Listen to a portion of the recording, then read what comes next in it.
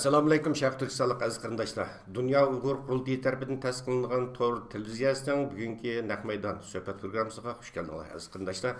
Mən Fərhad Yurunqaş aldı bilan hammangizlarni yurakdan salamlayman və Cenab-ı Allah'tan hammangizlarga salomatlik, xotirjamlik, iqtisodiyot, barakat tilayman. Aziz qarindoshlar, bugünkü bu naq meydan söhbətimizni əslində biz oldin e'lon bergan.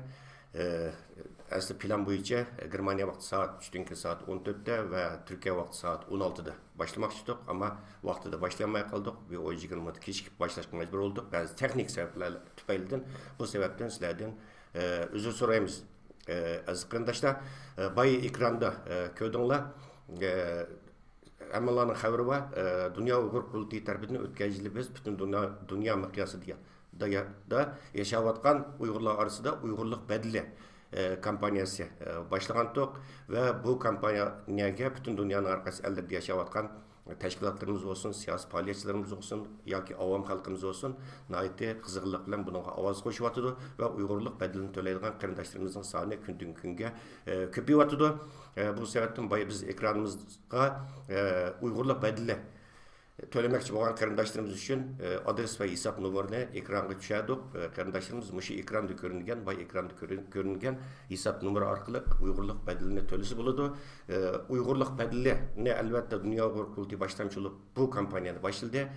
Ama bu fakatla Dünya Uyghur Qurultayı'nın ki kampanyası ki işi emez. Bu bütün halkımızın ortak hareketi ve bu Uygurluk bedeli, yığılgan Uygurluk bedeli hemmimizdeki ortak mülki. Bunu nazaret kıldıgan məxsus bir heyet var ve Dünya Uyghur Qurultayı Fondu'nun ki bu Uygurluk bedeliga məsul dünyanın her qaysı ellerinde buna məsul xadimleri var. Ular bilen alaqlaşsanlarmı buludu. Elbette biz yığılgan Uygurluk bedelini davayımız için en zürür olgan, en ciddi olgan, en ahmet olgan işlerge sarflaşık deyişimiz ve bu yığılgan Uygurluk bedelini işiltiş olsun, meyli yığış meselesi olsun, məxsus bunalga məsul xadimler ve nazaret kıldıgan məxsus heyetler ve aziz qarindoshlar bunu mu təklif qo'yishni bir muvaffaq ko'rdim. Aziz qarindoshlar, xuddi biz e'lonimizda bergandek, bugungi suhbatimizningki mazmuni Uyg'urlar uchun, ya'ni Sharq Turkiston milliy harakati uchun eng foydali ideologiya ve yetakchi ideya qaysi degan tema, nazik bir tema aziz qarindoshlar.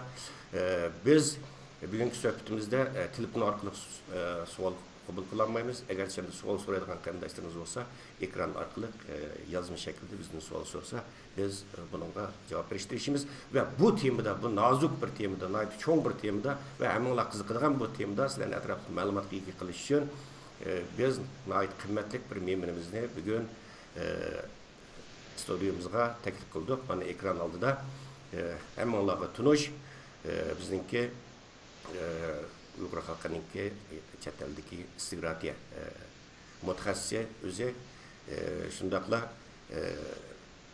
Uyghur tadqiqot institutininki quruvchisi va uning hozirgi raisi, shundaqla Dünya Uyghur Qurultayı'ninki siyosiy va istiqrotiya ishlariga mas'ul bo'lgan raisi doçent doktor Erkin Ekrem efendim hocamız ekran aldı da hoş geldiniz.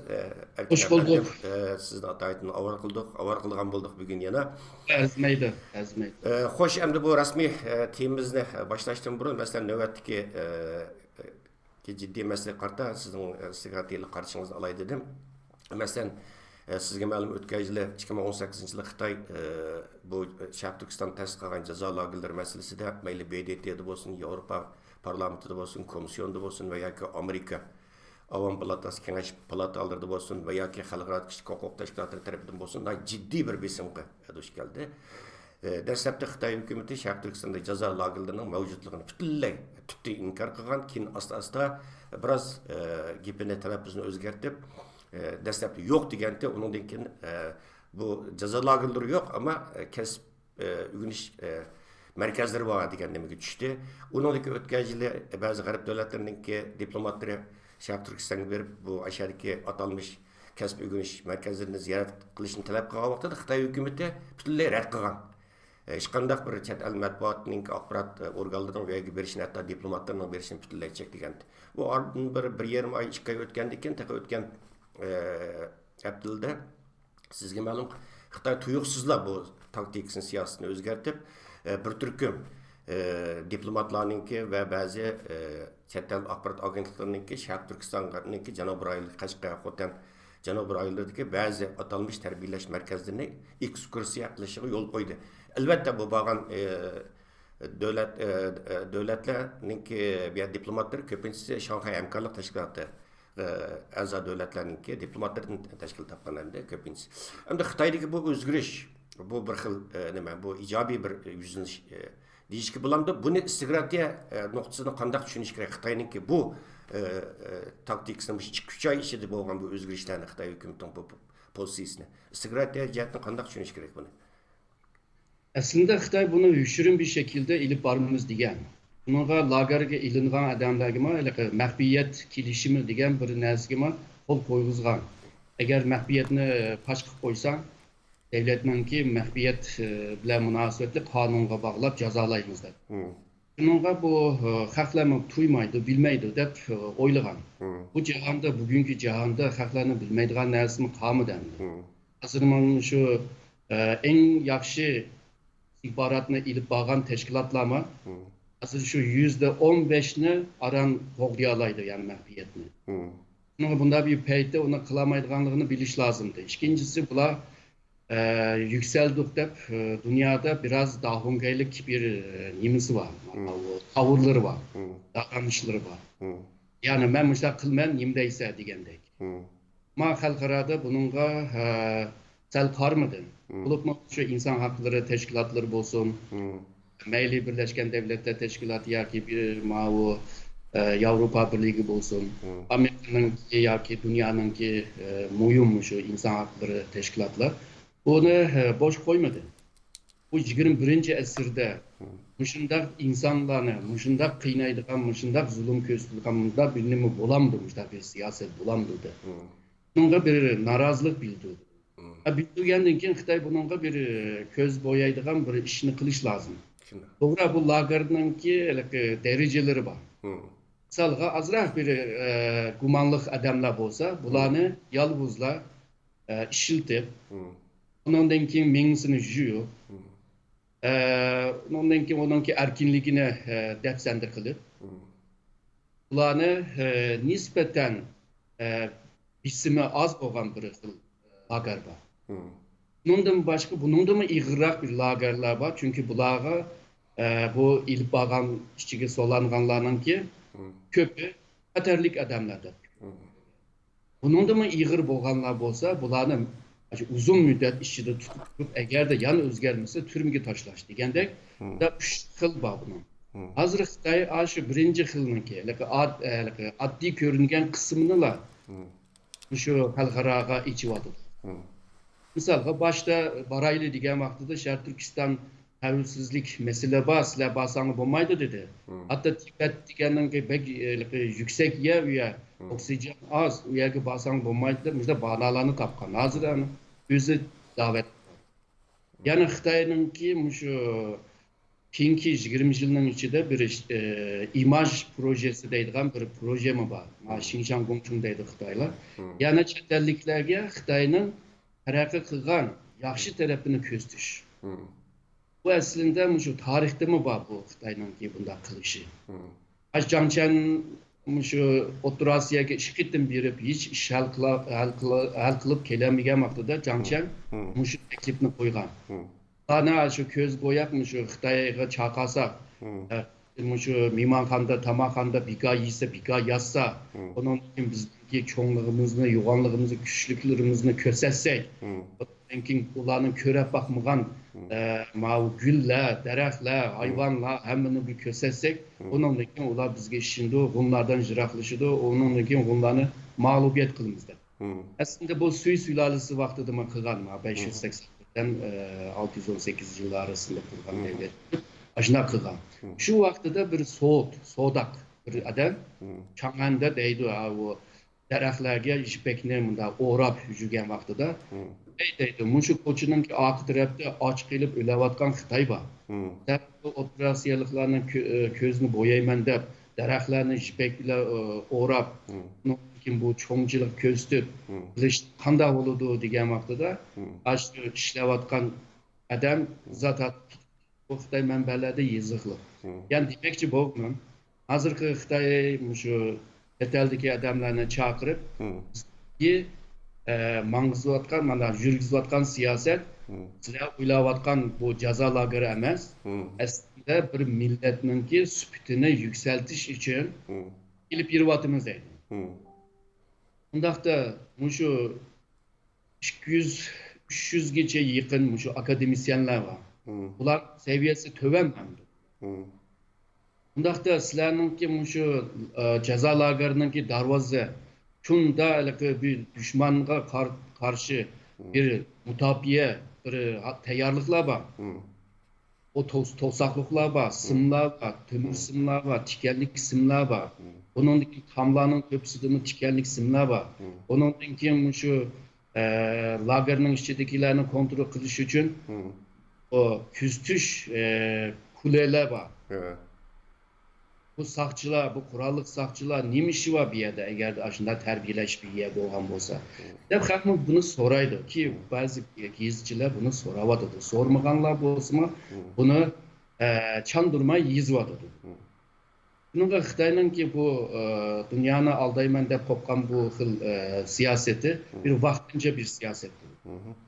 Xitoyga biroz yaqinlik bo'lgan davlatlar manfaatdan to'payli yoki shunday yo'g'on Xitoy degandan ki bunda ishni qilmaydi deydigan tushunchasi bo'lgan odamlar balki Xitoy ishida, ammo bundan keyin 8-oydan 11-oyga bo'lgan u jarayondagi voqealar va xabarlardan keyin nurg'un odamlar bunga ishonmaydi.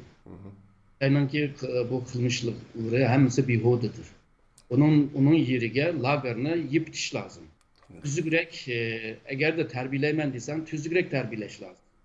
Hem de Xitoycha o'qitaman degandan keyin yanada inglizcha o'rgat. O vaqtida az sapasimi yuksaladi. Albatta. Mundaq talablarni qo'ygan chaqda Xitoyninki shu yurgizayotgan bu siyosati pash bo'lib o'tirib chiqadi. Hem de mesela o'tgan yili mesela Dünya Uyghur Qurultiyi boshchiligida bütün tashkilotlarimiz xalqaro siyosatlardagi bu Xitoyga qarshi faoliyatlarni nihoyatda jonlantirdi o'tgan yili. Ama şunu paralelda bazı tədbir təşviqatlar oldu.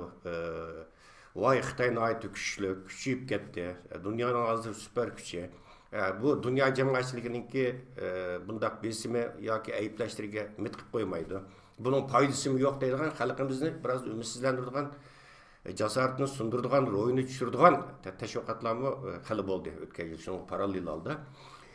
Endi masalan, mushu Xitoyning masalan Tağı yakın haber aldık.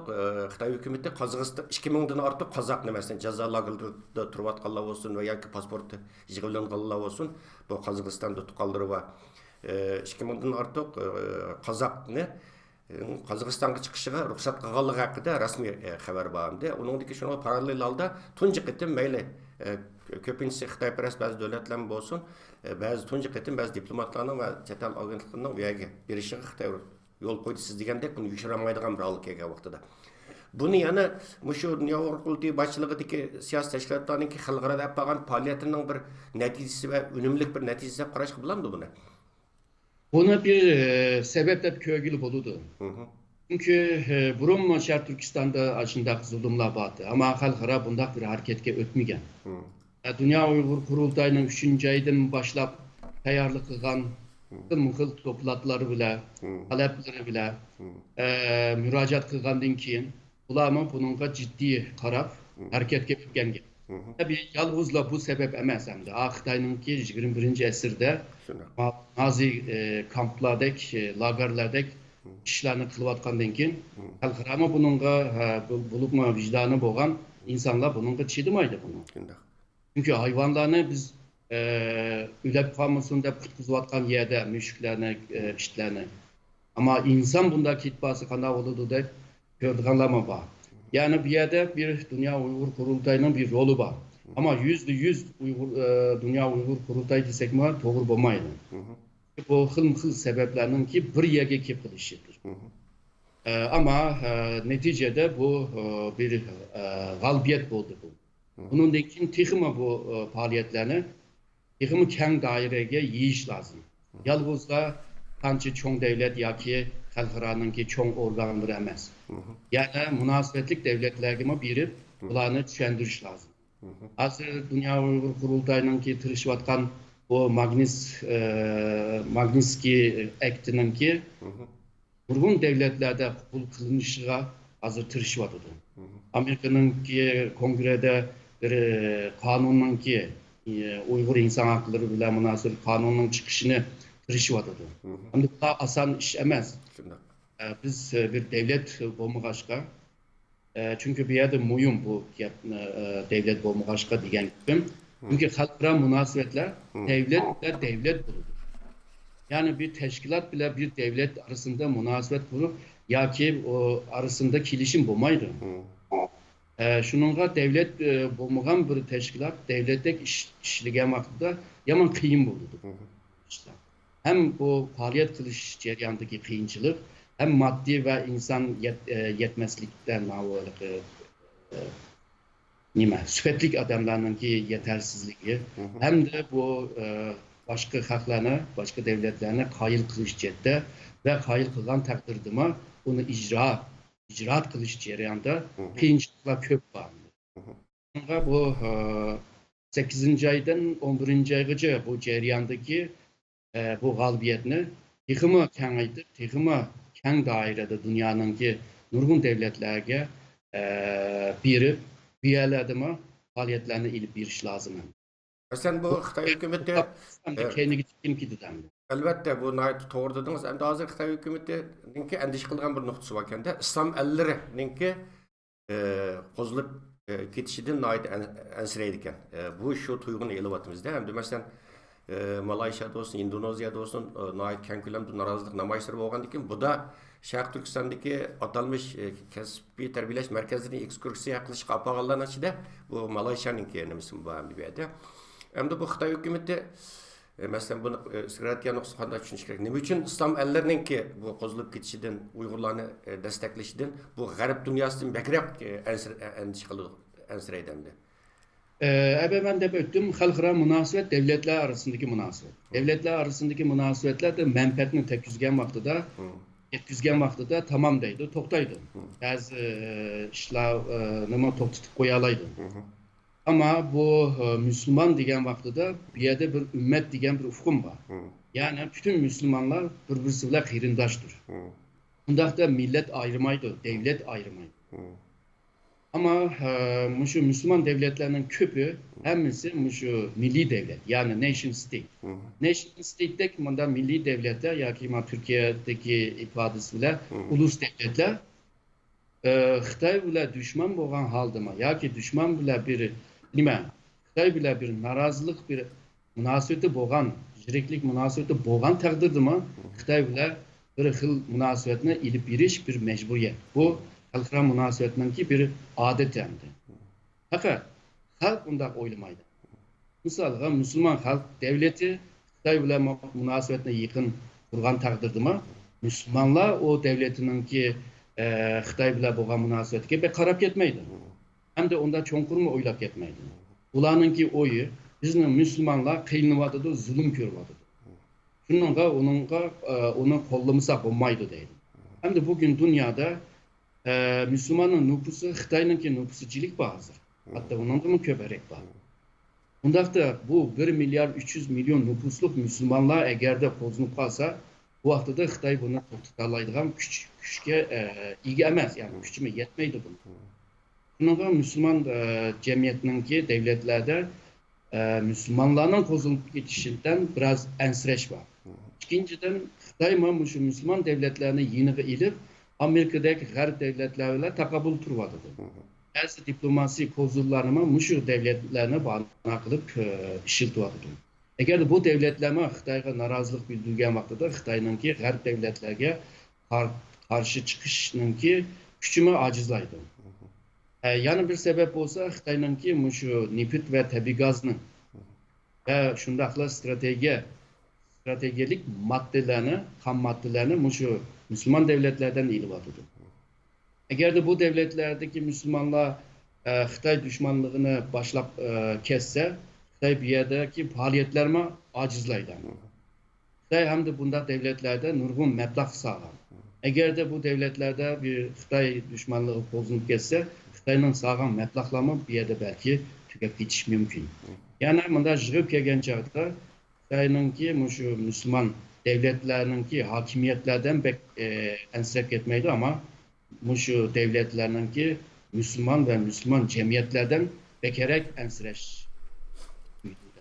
Öyle mi? Aytqanlarınız da to'g'ri haqiqatan. Hem de bu İslam ellerinde mesela ümmetçilik nimesi var. Pan İslamizm ideyasi bo'yicha bizni o'zlarini qarindosh deb qaraydik. Biz qarindosh musulmonlik nimasi bo'yicha bu yerda Xitoyning ansirishlik sababi xalq asosi bu masalan islom ellari, turk islom ellarining ansirishlik sababi siz degandek bu yerda bizning xalq asosimiz bor endi. G'arb ellarda bizningki faoliyatlarimiz faqatla BDT parlamentlar bilan, hukumatlar bilan, siyosiy partiyalar bilan cheklandi, ammo xalq asosimiz yo'q. U ina qanday g'arb dunyosida bizniki xalq asosimiz yo'q. Undaq u Turkiyadagidek 10 minglab, 50 minglab Türk qarindoshlarimiz qo'zg'ab chiqolmaymiz namoyishlarda. U islom elleridagidek undaq qo'zg'ab chiqolmaymiz. Nihoyat tez g'arb dunyosida hamda. Albatta bu ikkili qanot nihoyat muhim. Siz deb o'tgandek bu islom ellari bu yilmi 2019-yil Dunyo Uyg'ur qurultiyining eng asosiy kun tartiblaridan birimi o'sha islom ellaridagi Türk islom ellaridagi Uyg'ur davosining erki ta'sirchanligini oshirish u yerdagi islomiy tashkilotlar bilan hamkorlashib turib bu yil kirgandan keyin bu qurultayning eng asosiy kun tartiblarininki birimi bu. Xo'sh, bayamda bu ummatchilikdan so'z eshitib qoldik. Hamda biz asli temamizni qaytaylik. Növbətki ciddi vəziyyətlər haqqındakı sizin o'zingizning sigaretli qarashlarni oldik hozir. Yani bugungi asosiy temamiz ham Uyg'urlar uchun eng foydali ideologiya va yetakchi ideya nima degan bir tema, nihoyat nozik bir tema ham haqiqatan. Men avval so'zni shundan boshlamoqchi. Erkin efendim siz yaxshi bilasiz. Xitoy hukumati masalan bu milliy bo'lginchilik qarshi kurash tarixi deyilgan bir kitob bor. Va boshqa ichki materiallarning hammasida Muhammad Emin Bug'ra ustozimizniki ayni chog'da yozgan Sharq Turkiston tarixi nomli bu asrni milliy bo'lginchilik ideyasininki nazariy asosi deb qaraydi-da endi. Masalan, Minzo Filyachui Sishanda Lilun Jichu deydi endi. Shunda nazariy asosi deb. Bu Xitoy hukumatining Mamtun Bo'ron Sharq Turkiston tarixi nomli bu asarga bu tarixiy kitob bo'lgandi. Bu tarixiy bir asar. Buni milliy bo'lginchilik nazariyasininki asosiy deb qarashidik sabab nima? Siz o'zingizning bir tarixchi aslida. Aslında bu Turgun Almas'ınki kitabını tanqid qilishma aşı Xitoyninki aşı ensirashlarima batı. Çünkü Atatürk'ün degandek bugünkü bizninki kudretimiz muşu iqvatgan tomoda iqvatgan kanımızda bor deydi. Bu degan gap yani o'tmishimiz degan gap. Yani Sharq Turkiston davası misalga 1884'te başlaydı. Bu Xitoy zeminimizni o'zininki iddia zeminiga aylantirishlar bilan birlikda, yani biz zeminni kaybettik demizde. Şu vaqtda başlaydı. Misalga deylik ki bu dava tüneginle oturup çıkmagan dava emas. 135 yıldan beri devam kılıvatkan ve bu ceryanda iki qitim cumhuriyetini ilan kılgan ve bu ceryanda nurgun isyanla qo'zg'ib chiqqan ve nurgun şehitlerini belgen. Misalga muşu tarihininki o'zi bizim bugün bu davanı ilip birişininki bir kudretli güç bu. Yani bu milletin hemmisini bir yolga, bir yetekçilik, bir düşüncege yetlep mangıgan bir güç bu. Ötmüş degen. Çünkü bu ötmüş bizim ecdadımız, bizim atı boğumuz. Bana unutup kalan takdirde bugün mü unutup kaldı da insan? Yani ötmüşü boğmayan bir insan bu da bu isini yüztürüp koygan bir insan gibi o şeydi. Nunca ötmüş bizimki isimiz, bizimki hafızamız. Bunu unutup kalsak o isini yüztürüp koygan adamlarga okşap kaldı. Sonunda davada ötmüşünü tekrar format kılıp, tekrar yazıp, tekrar omuşap kılış bu naytı mühim bir iş. Bunu Amerika mı kıldı? Türkiye'nin Atatürk mü kılgan? Xitoy mı aşını? Hem de bizden ki Muhammed Emin Bug'ra efendiler bunu kılgan ki Xitoy bundan rahatsızlık oldu. Misalga İsa Bekir'in ki mi Sharq Turkiston tarihi deyilgan kitaplar var. Bu yerda Sharq Turkiston qancha qitim ishg'ol qilinganligini va ishg'ol qilingandan keyin qancha qitim şu işgalga karşı küreş kılganlığını. Muşların hemmisini yazdı. Bula yazılışının sebebi bugünkü adamlarına hatırlatıdır. Seninki ecdadın muşu erkinlik için muşundak faaliyetlerine, muşundak mücadelelerine ilip bağlanlığını kösetleşke bu unutulmazlık naydı muyum nesi bu. Xitay bolsa misalga ma o 18. əsrin axırı 19. əsrinin ki ma beşideki bir Xitay var. Müsücündey. Şu Şərq Türkistan'ı şu ülkege aylandırış degen fikirni birinci bergen aşı Xitay. Müsücünü deydi. Bir yani Şərq Türkistan'a karta davadıdı. Şərq Türkistan'ı eğer de nime şu milli birligini yoktu ben deydiğim bolsam başta ulanınki tarihini yoktuse deydim. Ötmişini yoktuse deydim. Hem de mezarlıklarını, Evristanını yoktuse deydim. Örf adetlerini yoktuse deydim. Şununla işnim kamıganın ki kuruk kalıdı. O vakti de ulanı başkuruş asan buludu deydim. Gonzacı'nın başka nesli mi deydim. Misalga deydim. Şərq Türkistan'da kolda tutuşu için en merkezge ziyan bozma en yaxşı adamını evdiş lazım deydi. Ama Şərq Türkistan'ın baylıklarına iliş için merkezge paydalık ve Şərq Türkistan'a ziyanlık işlerini kırılıp olduğu deydi. Müstemlike ideyasının ki bir göz karışı. Yani bunda dep kelgen çağda Xitay'nın ki tarihçilik düşüncesinde eğer de sen onun tarihini yok kılalısanla o millet yok olur. Ama onun tarihini yazıp kaldırıp koysan o da bir eynektek. Bir adam eynekki karab yüzündeki kamçılığını tüzletse kamçılığını toluklusa hatalarını tüzdeleydi. Ama bir cemiyet yüzündeki tarih degen bu eynekki karısa nurgun tarafını mı özgerteleydi deydi. Toluklaydı deydi. Bunun ötmişini yoktuş naydı. Stratejik bir plan buluş lazım değil. Şunun bu tarihi nimlerge ekmiyet bir vadıdır. Ve bizimki Şərq Türkistan tarihi misalga İçtimai Fənlər Akademisi'nin ki yazgan 3 tomluk bir Şincan Cenşi deyilən kitap var. O kitabını okusa bu yerde Uygurların ki hareketleri, faaliyetleri pek az. Saplık. Eğer de Liu Zhixiao'nun Uygur tarihini okuyduğum olsak, bu yerde tek Uygur var. Hem Xitay. Yani bu tarihini okuyan bir Uygur dedi ki bu Burundi'nin tatıpla bu Şərq Türkistan şu Xitay'nın ki yeriken olsa Xitay'la bağlı bir yerde. Deydi. Uygurlar yazılımı kaçtı. Aslında bu zemin Xitay'nın ki Burundi'nin tatıp Xitay'nın olup ketken olsa bu yerde Müslümanlık mukamattı. Uygurlarga xas, Kazaklarga xas, başka milletke xas olan adetler mukamattı. Çıray hem nime, huyla hemsi kamattı yani Xitay'da koydu. Ama neymiş için farklılık? Şərq Türkistan Burundi'nin tatıpla Xitay medeniyetinden jirak olan bir yer. Şərq Türkistan Xitay bile bir bütün emez. Şərq Türkistan, Orta Asya bile, Türk dünyası bile, İslam dünyası bile bir bütün.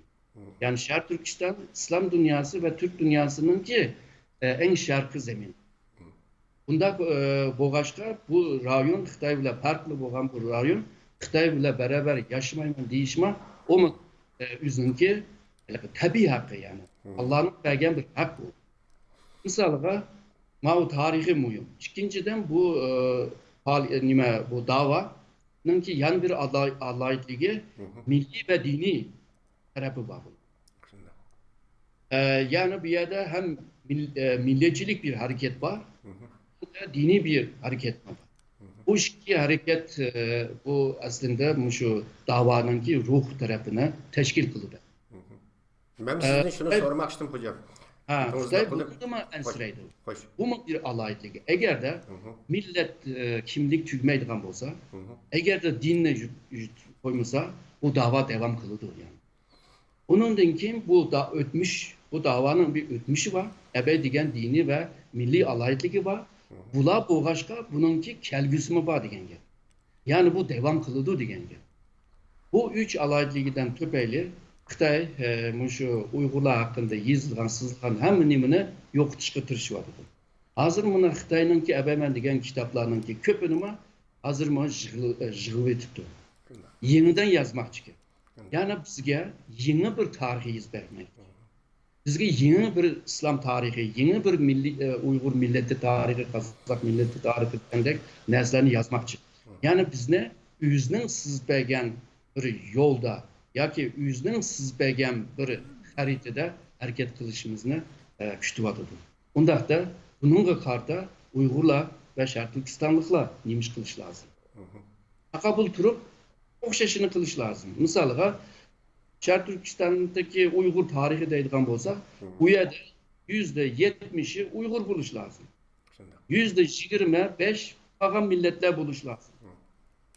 En köp bolsak da %5 buluş lazım. Ama Liu Zhixiao'nun kitabı karaydigan bolsak, %95 Xitay. Şunda.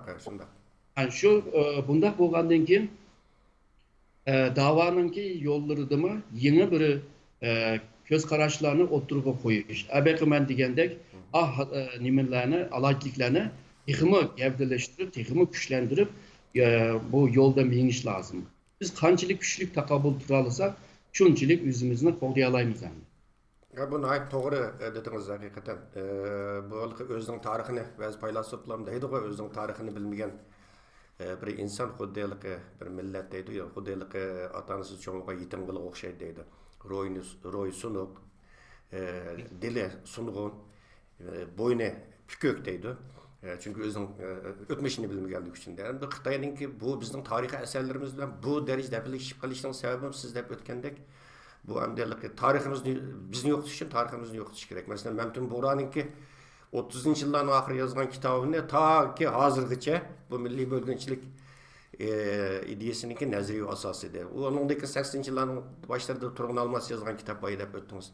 Uyg'urlar degan kitobnimi Xitoy hukumati hamda bu buluqmi yosh avlodlarni bir avlodni zaharlashdan cho'ng bir zaharlash rolini o'ynagan o'qigan deb. Chunki Turg'un Almasning kitobi nashr qilingandan keyin ciddi bir milliy uyg'unish harakati o'tirg'i chiqqanda hamda demak bu yerda Xitoy hukumatining bu tarix asarlarini birinchi bo'lib tarix asarlarini yig'di.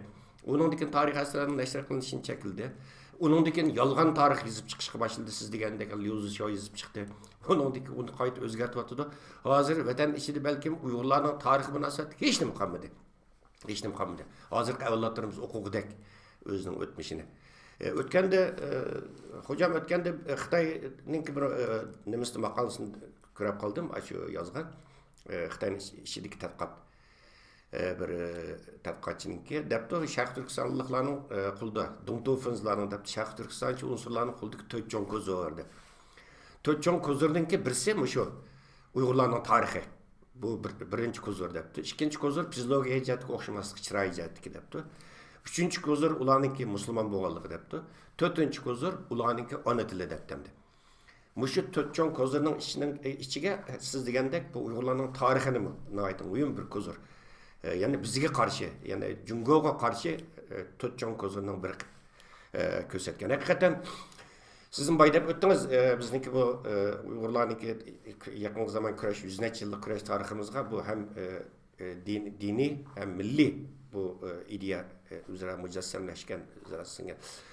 Mesela ben burunqisini qo'yay 1930 yıldan kurulgan tuncu cumhuriyetimizin ta ki hazırgacha davamlaştırıyotgan bizning bu bütün kurashlarimiz qaraydigan bo'lsak har xil ideologiyalarninki bir-biridan g'ayirlashib ketganligini ko'ramizda. Hamda shaxsiy qarash masalan qarasangiz bu pan-islomizm, ya'ni ummatchilik bor.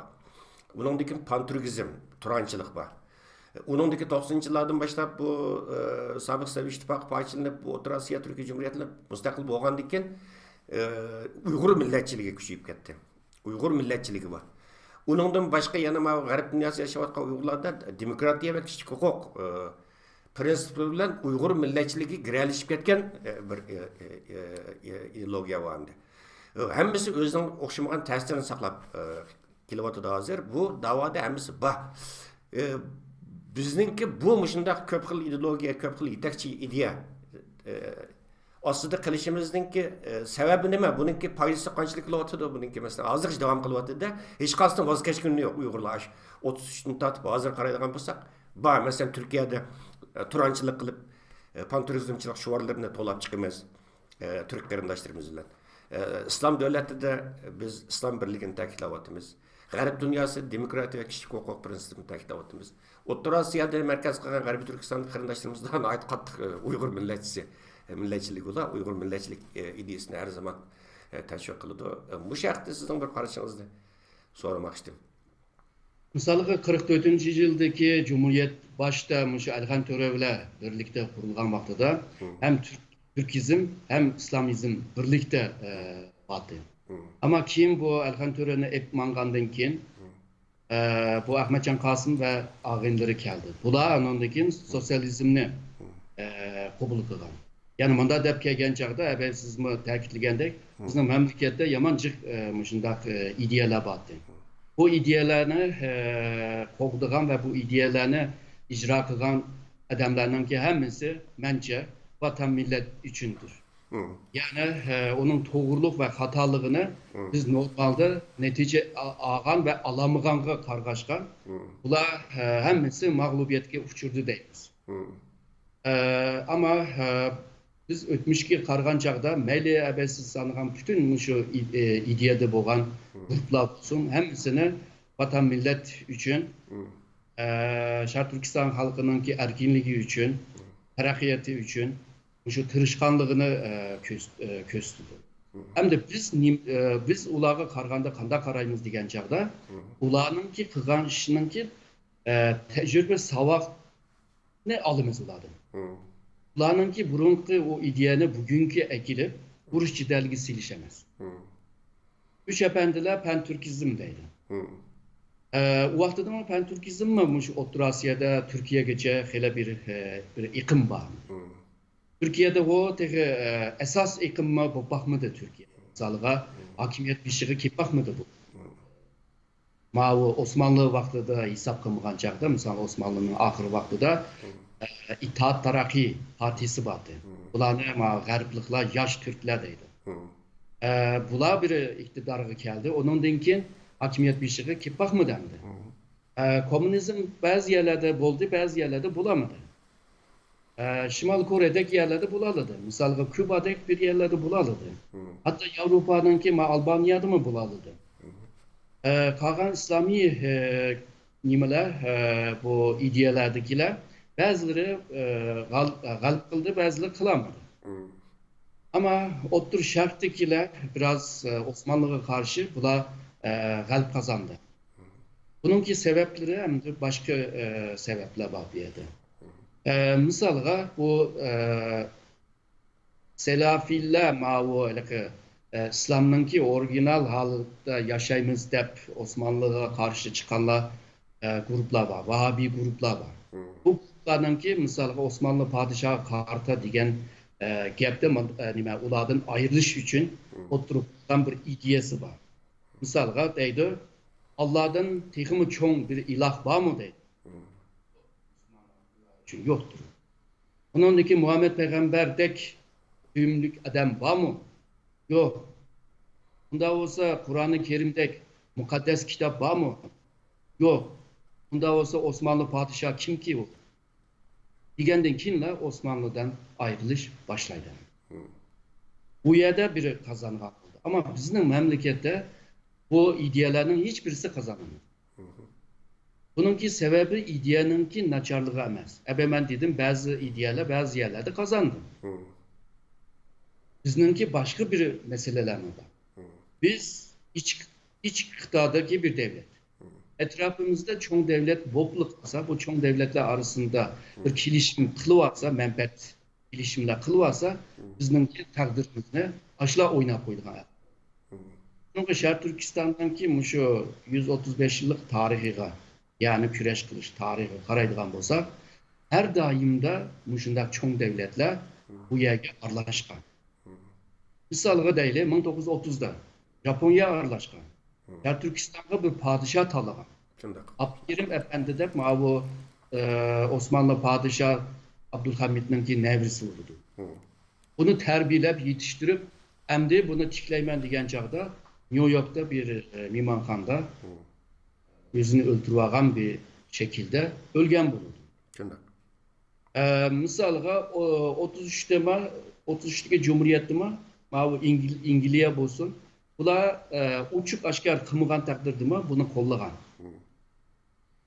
33'teki Cumhuriyet'nin yıkılışınınki sebebi Sovyetler bilen bir münasebeti var. Sovyetler çünkü Japon'un bir yerde güçlenişini halamaydı Şarkı Türkistan'da. Çünkü 1904 ve 1905'te Japonlarga karşı uruşta kaybetken, yani uruşunu uftur etken. Hem uftur etişi bilen nurgun toprakını mı Japonya'ya teslim kılıştı mecbur kaldı. Şunun Japonya'nın ki hem Şark'tan, hem Moğolistan'dan, hem Şark Türkistan'dan, Orta Asya'dan Sovyetlerine muhasır ilişini halamaydı İslam. Bu sebeple Şark Türkistan'da Japonlarınki faaliyetine karşı çıkış ve İngilizlerinki bir yerdeki nüfusuna karşı çıkış bunlarınki bir siyaseti bulundu. Ondan da 33'teki Cumhuriyetini kollamaydı. Ve yıkılışına sebep oldu. Misal 44'ünü desek mi? Sovyetler İttifakı'nınki bir projesi. Ama bu işin akısı da kimler var diyen vakti da Amerika var. İngilizce var. Tay var. Aş vaktideki çoğun devletler var bir yerde. Bu meselenin akısı da. 49 ülke gencekte, misal 49. yılın 4. ülke gencekte Amerika mı? Şarkı Türkistan'da bir Müslüman devlet kuraylı der. O planı mı? Yani bazı çoğun devletlerin artlaşış ve çoğun devletlerin arasındaki bu menfaat münasebetlerden töpeyle ya da menfi ya da yaxşı münasebet olsun, kanda bir münasebet olsun, Şarkı Türkistan'ın takdirini oynap koyuyordu. Yani anda diyen çağda Şarkı Türkistanlıkla bir cette bu küreşine, bu mücadeleni ilip bir vatkan ceriyanda bir yana bir cette şu halkıradaki çoğun güçlenime takip kılış lazım. Ular neymiş kılıvadı, ular neymi oylaydı, ularının menfaati neymi? Ular ertesi gün Şarkı Türkistan'da bir vaka çıkıp kalsa ya da bir hareket bulup kalsa ular kadar karaydı, ularının menfaati kadar düşüdü diyenimi biliş lazım. Biz tarihten mandak tecrübe savakalımız. Eğer de biz tarihteki netçi ideologine bugünkü ekilip uruş kısalsak, aktıda davağı ziyan bulur. Yıkımı bölünüp gitimiz, yıkımı uruşumuz, hazır bunda ahvallar var misal. Shunda. Mesela ideologiya jihati bilinish, ideologiya jihati so'qilish var deymiz. Buni biz büyüklerimizmi, burun peşkidem siyasi faoliyatchilarimizmi buni e'tirof qilgan ideologiya jihati bilinish var deb. Mesela bu ideologiya jihatiga bilinish ixtilof, qaysi ixtilof, mesela panturkizm bilan panislamizm ideyasini qabul qilganlar o'tirishdimi va yoki bo'lmasa panislamizmda demokratiya, kishilik huquq prinsipini qabul qilganlar ustidimi. Ama hem de boya deb o'tdingiz, mesela 44-yil Cumhuriyetni tilg'ab o'tdingiz. 33-yildagi Cumhuriyetdimi qaraydigan bo'lsangiz 33-yil qurilgan Cumhuriyetning ismi Şarkı Türkistan, to'liq ismi Şarkı Türkistan İslam Cumhuriyeti. Asosan oldingi planga chiqqan shiorlarga nimalarga qaraydigan bo'lsak, bu pan islamizm ninki bu yerda ummatchilikninki bakrak oldingi planga chiqqanligini ko'rib oldi. Ama yana bir qaraydigan bo'lsangiz, davlat gribiga qaraydigan bo'lsangiz, yana bu yerda pan islamizmninki, turanchilikninki bir ta'siri bor. Masalan, 9 O'g'iz, 9 Uyg'urninki nimasi bor. Davlat gribida. Yana istiqlol marshiga qaraydigan bo'lsangiz, buningmi yana quyuq turanchilikninki, yana pan turkizmninki ta'siri bor. Masalan, Atilla, Çingiz, Tümürler qilg'ilinganda hamda bu yerda. Masalan, Vullar, Moğollar mesela bular tilg'ilingan hamda giralishib ketgan. Boy deb o'tdingiz, haqiqatan bu ideologiyani to'g'ri qabul qilish, atrofdagi davlatlar muhitga qarab ideologiya qabul qilish. Mesela siz balkim xabaringiz bor, men bir tarixiy materialni ko'rib qoldim. Xitoylarniki bu tarixiy tadqiqot dangshi deydi. Partiya tarixi tadqiqot o'rni tarafidan nashr qilingan kitobga ko'rib hayron qoldim. Oshunda bir abzas deyilibdi. 30-yili bu milliy bo'lginchilar atalmış Şarkı Türkistan İslam Cumhuriyeti'ni qurgan vaqtida ular e'lon qilgan bir nimada kommunizmga qarshi turish. Sovet ittifoqi va kommunizmga qarshi turishni eng asosiy shuar qilgan.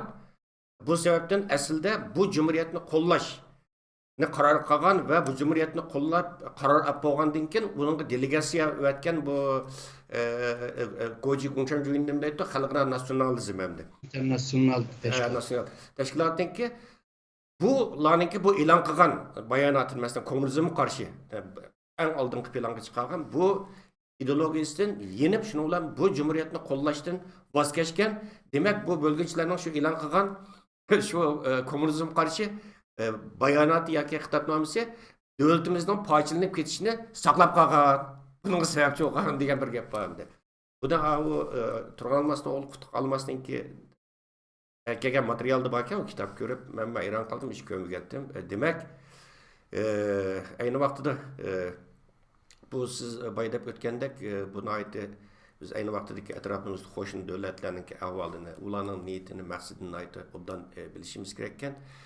Va hozir hurmatli Erkin afandim, hozir masalan bir ixtilof bor. Masalan, hozir masalan ummatchilik bilan pan-islomizmlikni asosliq bu yetakchi ideya qilgan ba'zi qarindoshlarimiz bilan bu demokratik kishilik huquq prinsiplari buni asosliq yetakchi ideya, buni asosliq shu var vasıta qilgan qarindoshlarimiz o'rtasida biroz bir ixtilof bor. Bu ikki xil ideologiya o'rtasida bir ixtilof bir-birini inkor qilish. Bu masalani qanday hal qilish kerak, masalan bu ixtilofni qanday saqlash kerak? Bu şeriat devlet kurumuz deydigan yoki demokrat bir devlet kurumuz deydigan gruplarınki ideyasında bir ziddiyetlik var. Bunu hal qilishninki uslublari bor. Birisi her iki tarafninki ortak qabul qilgan ba'zi qimmatliklar bilan yo'lga chiqish. Yoki o'tganlarda shu TV'da so'zlagandek başta meclis kurup, mecliste hal qilib bilib, ondan keyin devletni e'lon qilish. Bu vaqtida ixtiloflar azaydi. Ama hozir paytda bularni hal qilish uchun ba'zi ideyalarni yaratish lozim. Agarda bu ideyani yaratmagan taqdirda bizningki da'vo shu ixtiloflar bilan birlikda nurg'un ziyonga uchraydigan va da'voga ziyon beradigan ahvollar paydo bo'ladi. Misalga bu hem İslami taraf olsun hem de mavi demokrat deb qo'yaylik, hem kısımlar olsun. Bularınki ortak bir düşünce veya bir ufkum var. Bu bolsa tinchlik.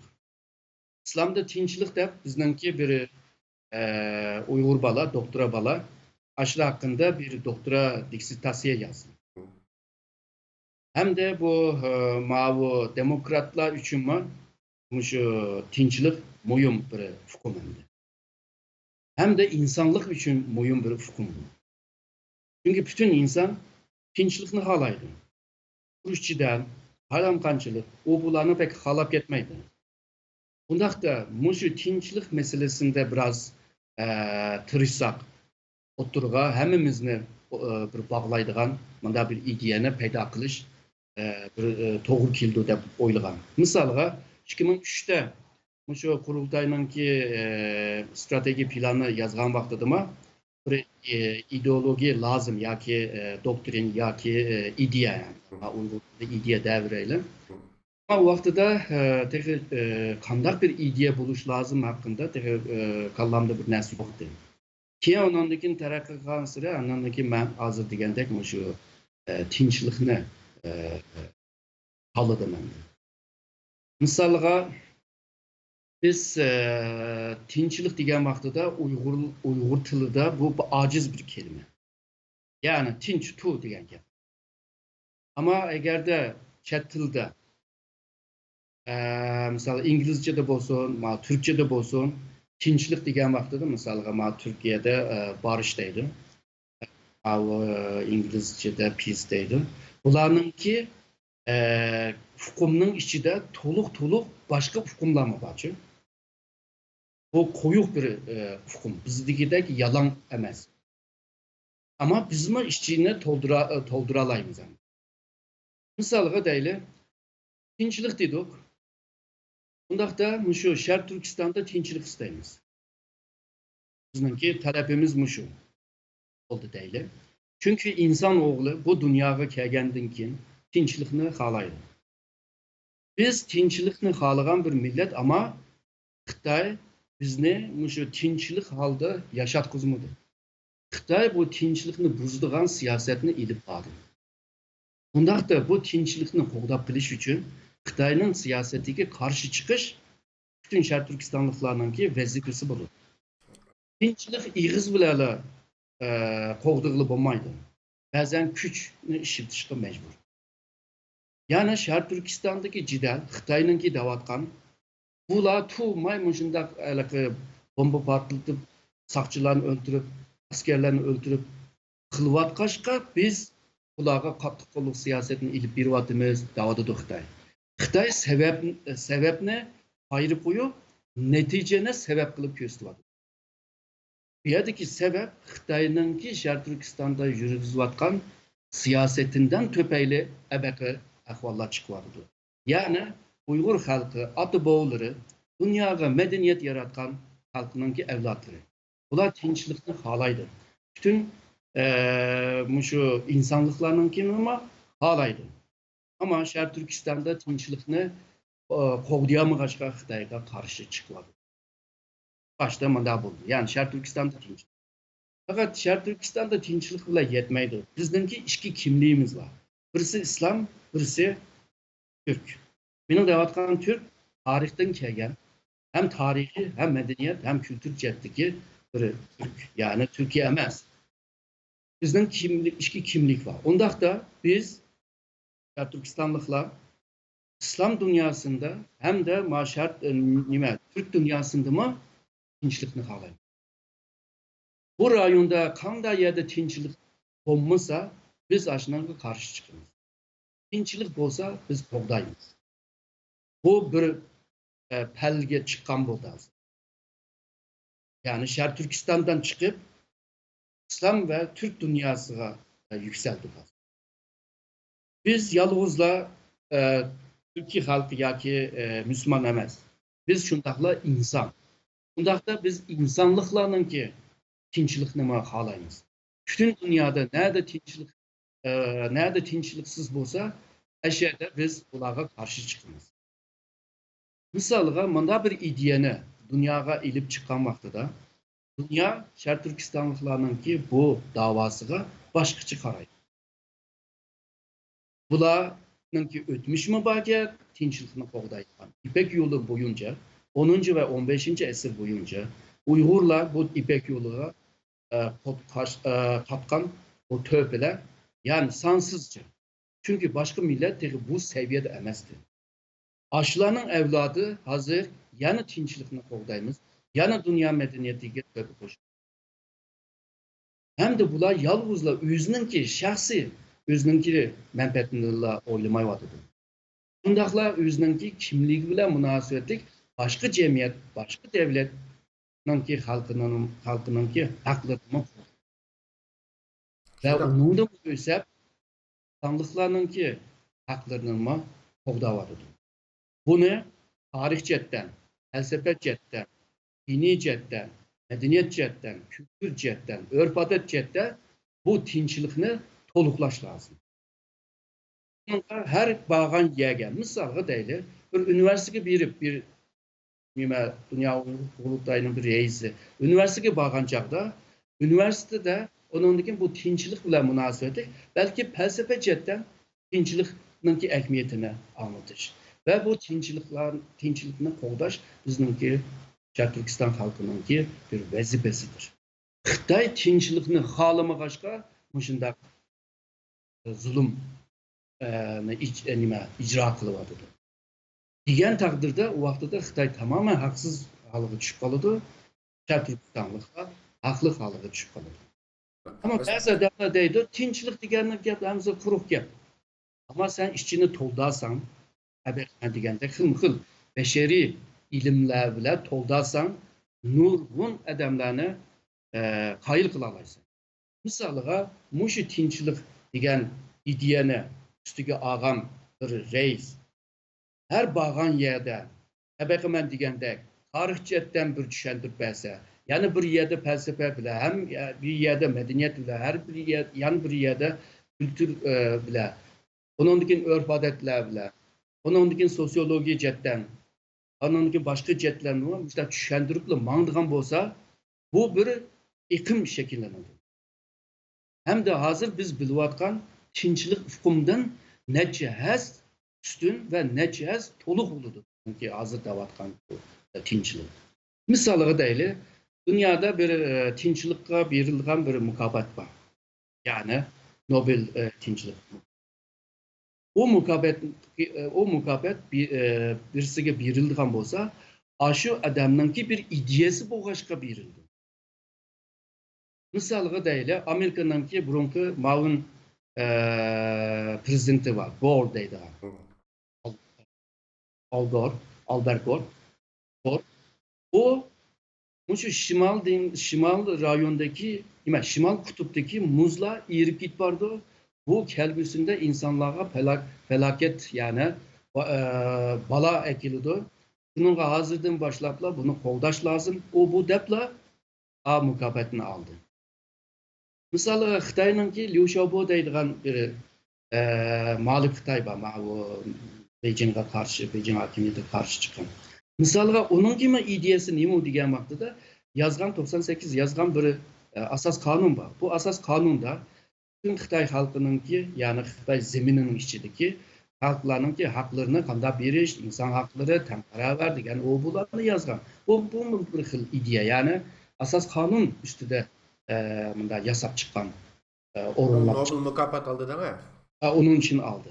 Yani benim demekçi boğunun dünyada eğer de təsirlik bulman deydiğen bolsam ya iktisatta çok yaman güçlük buluş lazım ya ki ermi cetten güçlük buluş lazım ya ki şu ilim cetten güçlük buluş lazım. Nurgun cetteki bir güç buluş lazım. Ama Uygurlarınki bir gücü yok. Ben digen. Ama şu ideye bile yolu çıkıp dünyana eğer de kayıl kılalısan bu vaxtıda Xitayga karşı senin güçün nayda bir çoğun güç olur. Xitay mı kayıl bulmay amalsız kaldı. Mesela Xitay halkı, Xitay hakimiyet demez de Xitay halkı mı bununla kabul kılışka mecbur kalır.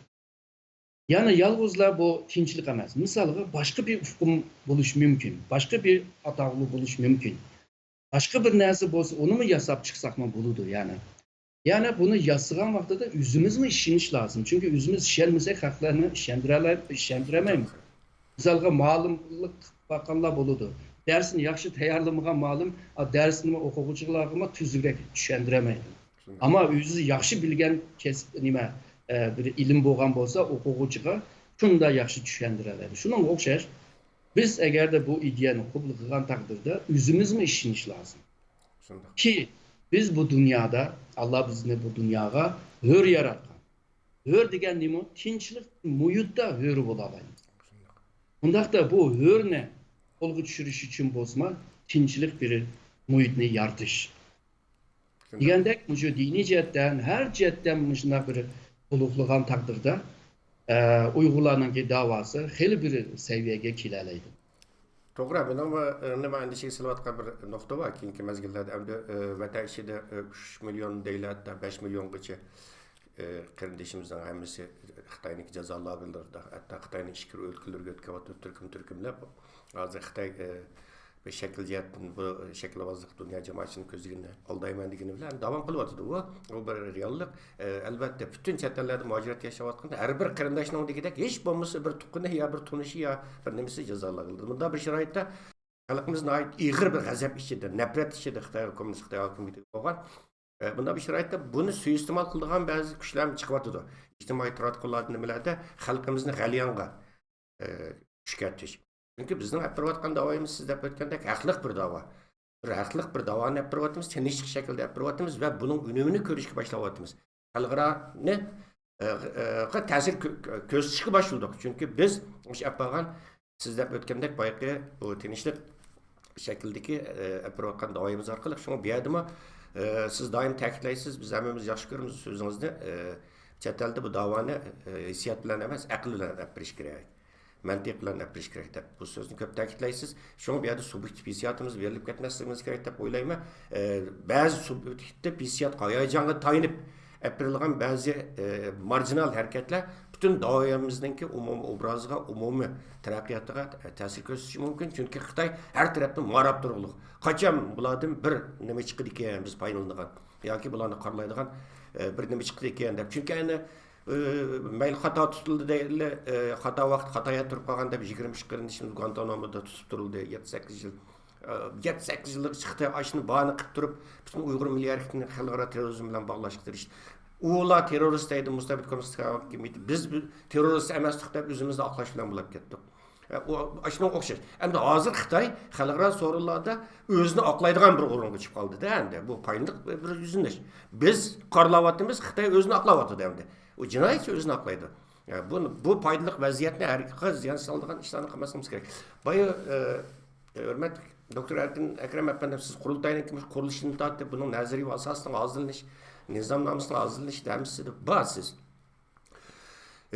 Endi o'tganda ba'zi narsalarni deb qo'ymay bo'lmaydi ekan, chunki yoshlarimiz keyin vatandan chiqqan yoshlarimiz ko'pincha bilmaydi bu dunyo qurultiyining qurilish jarayonini. Ba'zilar deydi, voymish erkin olib tekin 4-5 odam birlashib oliblar bu qurultayning ismini dunyo qurultiyi deb ism qo'yib olgan. Asli Sharq Turkiston milliy qurultiyi bo'lishi kerak. Nima deb o'zgartmaysizlar qurultayning ismini? Ne deydigan? Uningdagi qurultay mustaqillik talab qilmaydi deydigan. Qurultayninki qirmizi chizgisi yo'q deydigan. Voz kechmas prinsiplar deydi, Uyg'urcha qirmizi chizgi deydi O'zbeklar. Voz kechmas prinsiplar yo'q deydigan bir nima bo'lsa, siz bunga shohid bo'lgan va shuni qatnashgan odam, masalan, dunyo qurultiyininki dunyo qurultiyi degan bu ismning o'tirg'i chiqish masalasiga kelsak, buni eslatib qo'yish to'g'ri keldi. Buni bu 3-4 odam qo'yib olmaydi. Dunyo qurultiyi jiddiy bir qurultay. U biz 30-yilda qurilgan tunji jumhuriyat inqilobininki davomi deyapmiz hozirgacha. Davom qilib kelayotgan bir mening natijasi. U 4 odam qilib u ismni qo'yib olmaydi. Erkinkam ayni vaqtida nayt qattiq Sharq Turkiston ishdi. Bizga qurultayning ismini qo'yish masalasiga kelgan vaqtda sizning xabaringiz bor.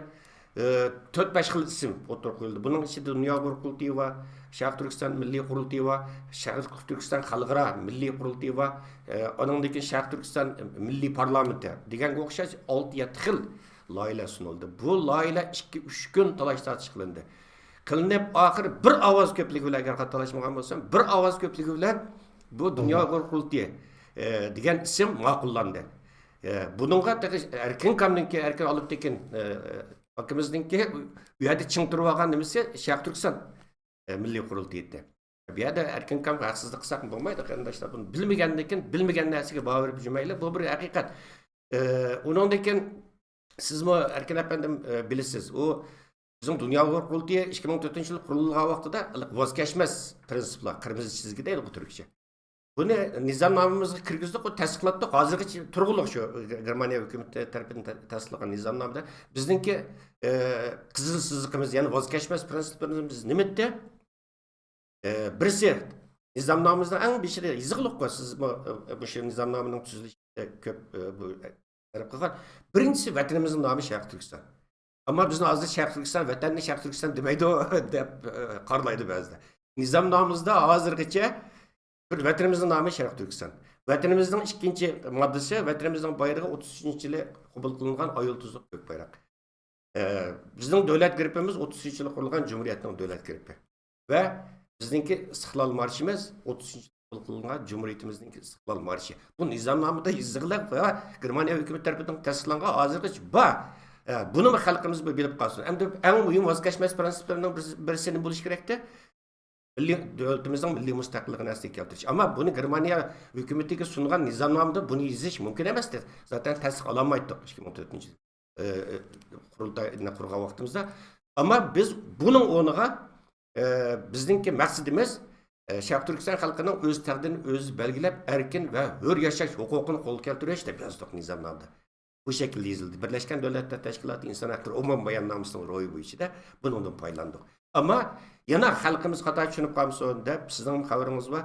2005-yil 7 ayda xalqaro qonunşünaslardan tarkib topgan rayatninki bir qancha yil tirishchilik o'sish natijasida hozirlangan Myunxen xitobnomasini e'lon qildik. Myunxen xitobnomasida bu amaliyotda bizningki mustaqillik xitobnomamiz. Bu dunyoga e'lon qilgan. Nizomnomani hukumat tasdiqlab qilgan vaqtda o shaklda bo'ldi, ammo Myunxen xitobnomasi bu davlatning asos qonunidir siz boya deb o'tgandek. Buningdagi qanday bir davlat quramiz? Davlatni qanday idora qilamiz? Bu yerda bizning tashqi siyosatimiz qanday qildi? Bizningki ichki siyosatimiz, fuqarolarning huquqi, davlat tuzilmasi hammasi yozilgan cho'ngmadi. Keyin ayrim bu vaqtda bir programma o'tkazishga zurriyatni his qilyapmiz, chunki xato tushunish bor qurultayga nisbatan xalqimizningki. biz hech bir zaman qo'pib bu Sharq Turkiston demidi degan bu cho'ng bir tuhmat. Biz o'zimizning qurultay o'zimizniki qizil siziqini, qirmizı chizgimizni voz kechmas prinsipini bekitib bo'lgan va hozirgacha izchil turda buni saqlab kelyapmiz. O'tganda hurmatli Erkin efendim bu Sharq Turkiston Ma'rif va hamkorlik jamiyatining raisi Hidoyatullo O'zxon efendim bu o'tgan yil 11-oyda Germaniyaga chaqirilgan Sharq Turkiston milliy qurultayiga kelgan vaqtida shu gapni dedi. Milliy Kengashga. Milliy Kengashda. Sharq Turkiston Milliy Kengashda dedi. Biz avval qirmizı chizgimizni, ya'ni voz kechmas prinsiplarimizni birlikka kelib olsak, har qanday ishda birlikka kelalaymiz, har qanday ishda hamkorlasha olamiz dedi. Siz mushu masalaga nisbatan qanday qaraysiz? Masalan, yana qanday nimalar bo'lishi kerak? Ya'ni bizning voz kechmas prinsiplarimiz, qirmizı chizgimiz yoki bizning qurultayning avida turdamdi. Bizningki nishon hamda mustaqil bir Sharq Turkiston bo'lgan ekan. Qizil siziq ashu. Yani onun da vazgeçkili bo'lmaydi. Ama o nişanga erishish uchun nurg'un qiyinchiliklar bo'lg'achqa biz ba'zan yo'lni bir qanchaga bo'lib, ba'zan faoliyatni bir qanchaga bo'lib, ba'zan ayaga berish uchun ma ishni qilmasak bo'lmaydi degandek, shunda bir murakkab bir yo'lda menib ketbarmiz. Agarda mushu nishonda bütün tashkilotlar o'rtoqlashgan taqdirda bu vaqtida hamkorlik qilishningki imkonlari paydo bo'ladi. Yana bir masalaga diqqat qilish lozim deb o'ylayman. Misolga tashkilotningki nishoni bilan da'voning nishoni ayri narsa. Tashkilot shu da'voni qilish uchun bir vositadir. Tashkilot o'zining ishini texmi ravon qilish uchun o'z oldiga bir nishon qo'ya oladi. Ama bu teşkilatınki umumi nişanı, yani en yukarı nişanı müstakil bu başka. Hagan o teşkilatının koygan, öz aldığı koygan nişanlama, özününki teşkilatının nişanı. Ya da iki neyse bir yerde. Hem de bu Dünya Uygur Kurultayma, aşı müstakil digenle, halkara kanunda berilgen, haktan töpeyli, o özünün takdirini özü belgileştirip, ayadın talıngan mesela. Bu qonunchilarningki tavsiyasi bilan bo'lgan ham o'zimizningki xalqaro faoliyatni texmi yaxshi ilib berish uchun yozgan narsa. Hamda Birinchi Dunyo urushidan avval bu o'zining taqdirini o'zi belgilash degan hukm mustaqil degan gapdir. Shu vaqtda mustaqil degan gap. Ashundan to'payli Asiyada, Afrikada nurg'un davlatlar mustaqil bo'ldi. Shu o'z taqdirini o'zi belgilash bilan. Yani müstakil, milli müstakil deganninki gapninki yinida o'zining taqdirini o'zi belgileşme bağlı. Ama bu til hukmni yaxshi bilmay, bu so'zning arka planda, arka ko'rinishlarda nim borligini bilmay, yolg'izlar so'zninki mushu yuzaki qismiga qarabla buni qalamqon gaplayotgan odamlar bor. Hamda bu bilimsiz odamlarga bir narsa deyishmi o'ng'ay emas hamda. Şununla biraz bir okup biliş lazımdı. Yani bir xil adamlar bolsa bular etey qilib etey istep qilib. Agar da Dünya Uygur Kurultayınınki hakkında bir nima bilmem deydigan bolsa, torbetki kirsin. Xitoylar, Ruslar, Türkler, tadqiqotchilar hamsi kirdi ash torbetki. Ashada izdinidi. Bularninki nishoni nima, ideyasi nima, faoliyati nima, hammani ashadan gündemde. Hem de kurultayga misalga kurultaynınki projesiga NDD bergen pul meselesi var. Onu mu NDD'nin torbetiga kirse hamma nima yiziqli. O çok zaten yushirinasi yok. Ama bazı adamlar aşını bilip taplap aşına cidal çıkırışga tirişiyordu. Dünya Uygur Kurultayıdaki esas adamlar hemmisi bir ötmüşü var adamlar. Bu yaşlar hemmisi memleketten çıkan vaktidiler bu davanı bildiren adamlar. Chet elde ming bir ta'sislar bugünküçe işlep geldi ve tecrübesi bile hazırgıca mana davanı bir yerge ekiledi. Kıska muşu 20 yılın içinde, 15 yılın içinde muş alığı kemek, misal bununki tarihçiler muşu cereyanını yazgan vaxtıda menindek yazıdı dep oylayman. Kıska vaxtının içinde davanı xalqaro meselesiga aylantiradi. Yani kurultaydaki adamlar hemisi uyak buyakta da sönüp kalgan, yıkıp kalgan adamlarınki jığılgan bir yer emas. Hemmisiningki bir kabiliyeti bolgan, öz aldığı bir kabiliyeti bolgan, ayrı kabiliyeti bolgan. Ama bu kabiliyetini bir yerge ekilip, jığırıp, onunki umumi bir küçüke aylandıran bir yer. Eğer de kurultaydaki adamlar müstakil istemaydı ya ki otonomiyacı o bu deydigan bolsa bence bu hiç nimni bilmeyle kalamgan gap watıdın dep düşünmem bunu. Bunu ertesi gün bizdeki tarihçiler bunu hemmisini iniq aşkar yazıdı berber bunu. Hem bununla hainlik kılganlar hem de davaga tövbe koşkanlar hemmisini ayrı yazıdı. Şununla bence haklarının ağzını tosaşma kıyım oldu. Dünya Uygur Kurultayının rehberlerinki ağam bir kararımı var. Yolumuzga maňaýly. Kattığımız bolsun. Alga. Şununla hemmimiz bişimizni çökürüp muş işler bilen şoğunuwatymyz hem hazır. Şununla bazı adamlar dep kalıdı dep oýlaýman. Ama her daim boludu da. Misal 33-ki Cumhuriyet, 44-ki Cumhuriyet nima aşu öz wagtyda gajlap, fitne terip, jidal çykyryp, aşu Ahmetcan Kasım nima ters günge taşlap koyup, muşu nimini Elkan Törünümü aşında kıynap koyup, aşında kılgan adamlar var. Biz o 33'teki Cumhuriyetinin reisini taşlaplı ettik hani. Yani biz bunda bir haklarız. Şununla biz o nimiden tecrübe savak ediş lazım tarihteki bunda ahvallar. Bugünkü eğer de yüzünü, vaktini, zamanını, ailesi bile bunda emra bulduğun vakitlerini mi aşında kurban kılıp bütün vaktini, iş bağın vaktini şu davaga son bölüp kılgan adamlar bolsa bularını aferin deyiş lazım. Biz bular üçün işlemeýwatymyz. Biz nurgun muşu Şer Türkistan 20 milyonluk halkı üçün işleýwatymyz. Ve biz muşu iş bile sevap kazanyapyz. Şununla bence bunda adamlarning geplerige bek nim kılmay.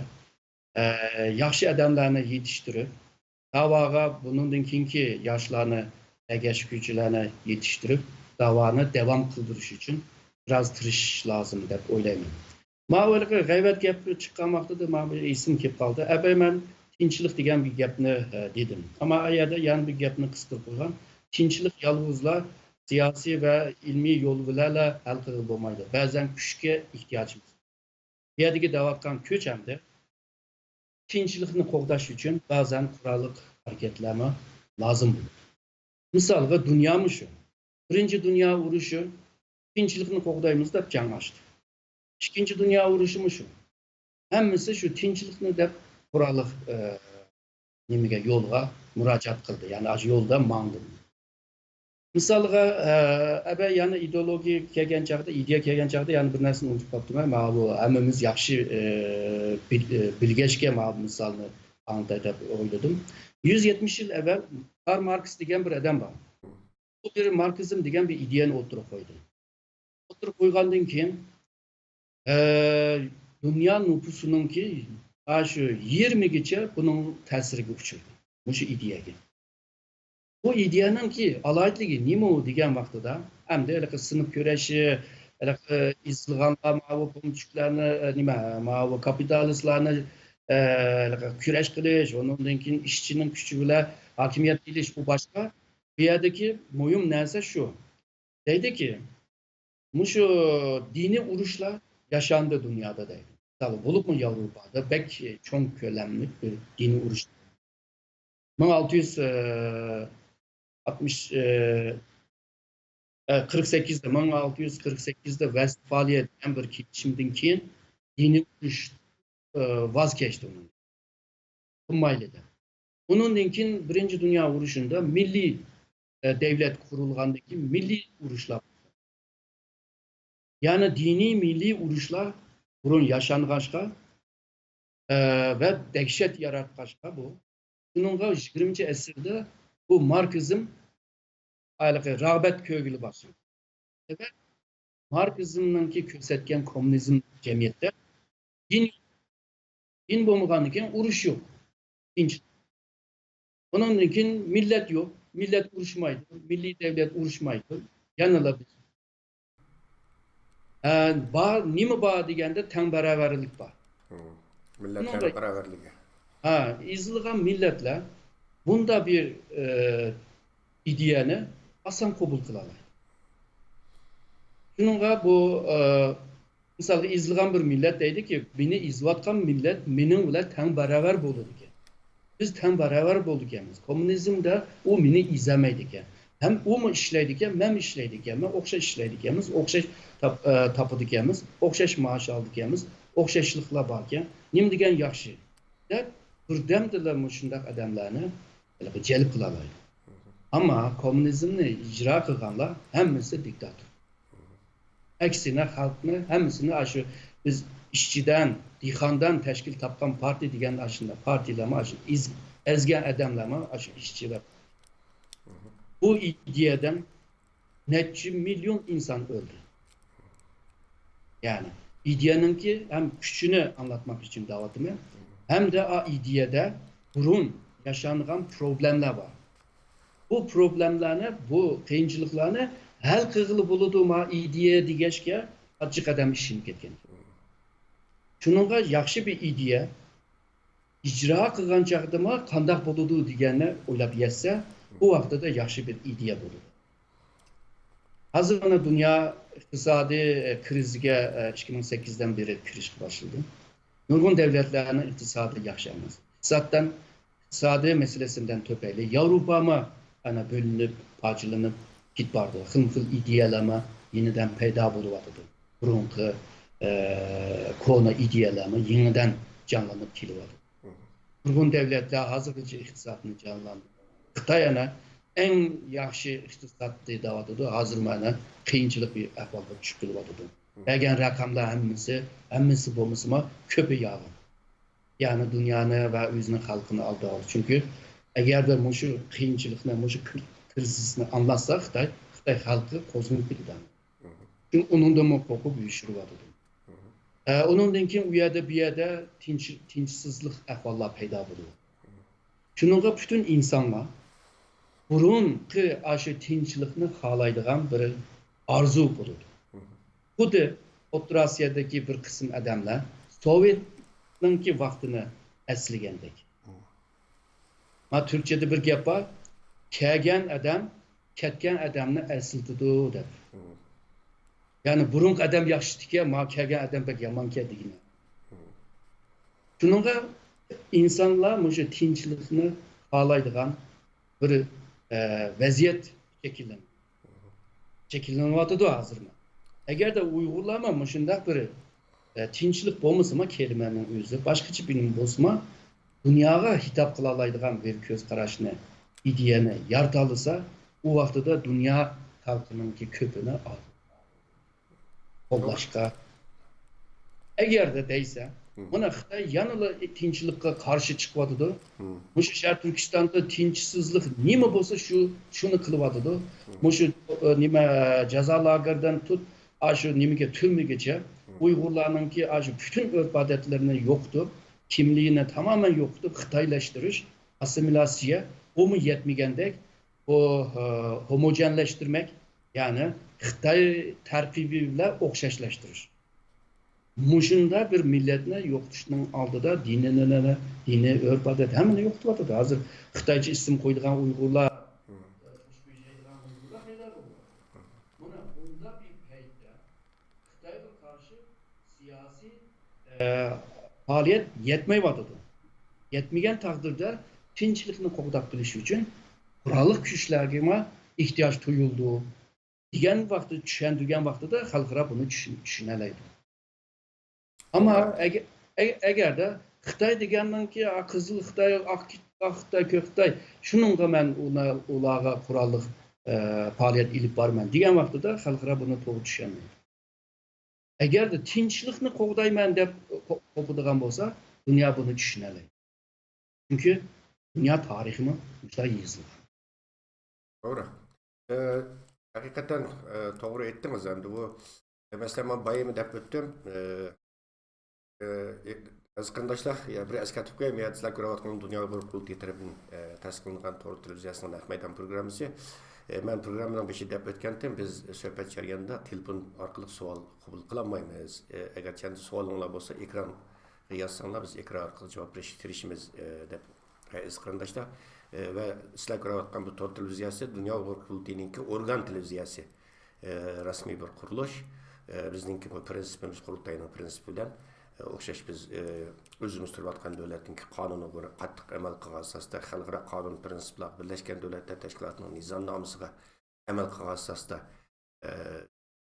shiddatni rad qilgan bir prinsip bo'yicha biz bu yetakchi ideya bo'yicha tashviqot olib berayotgan bir markaziy tashviqot organi qarindoshlarimizningki savol so'raganda vaqtida bu nuqtani xo'sh hurmatli Erkin Akram efendim gapingizni bilib qo'ydim. Hozir bir masala borda hamda boya programda ishlim dedingiz hamda hozir Amerika biz uchun nihoyat muhim hamda chunki Amerika dunyodagi asosan birdan-bir super kuch desak bo'ladi dunyoning siyosiy hisobi. Bu hozir chataq yeri hozir masalan o'tgan yilning oxirida bu Avam palatasi, Kengash palatasi a'zolari tomonidan kongressga ikki kayni-kaynidan Uyg'urlarni qo'g'dash va yoki Uyg'ur kishilik huquq qonun loyihasi deyli bu sunilgan. Endi bu yangi kongress başladı. Endi çatak yeri hazır bu hükümetsizlik devam kılıvatıda bu Amerika'da. Yerim kısmen hükümetsizlik değil endi. Bunu Reagan mezgildaşına bir boptiken 20 gün mü 21 gün başta hazır mı 20 gün değişip gitti hazır mesela. Yerim hükümetsiz bir özel. Namaç kılım endi sana tasdik verdik. Tasdik verdik ya yok. Onun diken Biz ciddi organlarını mesela hesap kalmayan mesela harbiyni, istihbarat organlarını, doktorxonalarını, türmege qaraydigan adamlarni hesap kalmagan vaqtida qolgan hamsi pensiyaga chiqib qilib maoshini bermaydigida hamdaligi qamchot butun jumriyatchilar bilan demokratlar o'tirib chiqqan bu senatoda ixtilof yuzasidan. Bu hamda bu biraz Uyg'ur siyosiy faoliyatidan endişelik, men biraz endişelik hamda biz ciddi bir nimaga kritik bir vaqt Doğru kelgan vaqtida Amerikada, hozir Amerika parlamentda bo'layotgan qarindoshlarimiz mushu qonun loyihasini mayli ikkisini biroqli va yoki ikkisidan birisini kongressdan ma'qul tutishning payga tushirdi hozir. Endi bu yerdagi bu hukumatsiz vaziyat bu Uyg'ur davosining bu yerdagi taraqqiyotiga qanday bir salbiy ta'sir ko'rsatasiz? Hamda qonun chiqarish bu ikki majlisninki ishi hamda. Bu yerdan chiqib qolsalar, bundan keyingi hukumatmi uni ijro qilishga majbur. 79'da Tayvan bilan münasebet kanunu degan bir kanun çıkargan. O kanun işlenmegandi ama 95 ve 96'da Xitay şu Tayvan'a karşı bir askeri armiy manevra ilip bağan. O manevra ilip bağan için Tayvan'ı tehdit kılgan oldu. O vaxtda Prezident Clinton uçak kimisini evetken. Bu uçak kimisi degan yalğızlı bir kime emas. Bununla birlikte 5-6 ming asker var degan gap. Ve 10 ve 20'deki gece uruş parxutlar var. Bundan keyin neçyüz arplan var uruşida. Bundan keyin roketi var. Yani kuch o. Xitoy unga qarablar, ham qiliblar. Onundan keyin biz armiyani şu deniz ve hava armiyani güçlendirmesi bo'lmaydi ki degan. Mening demoqchi bo'lganim Amerikaning chiqargan ichki qonun mandaq yer kelgan chog'da majbur ishlaydi.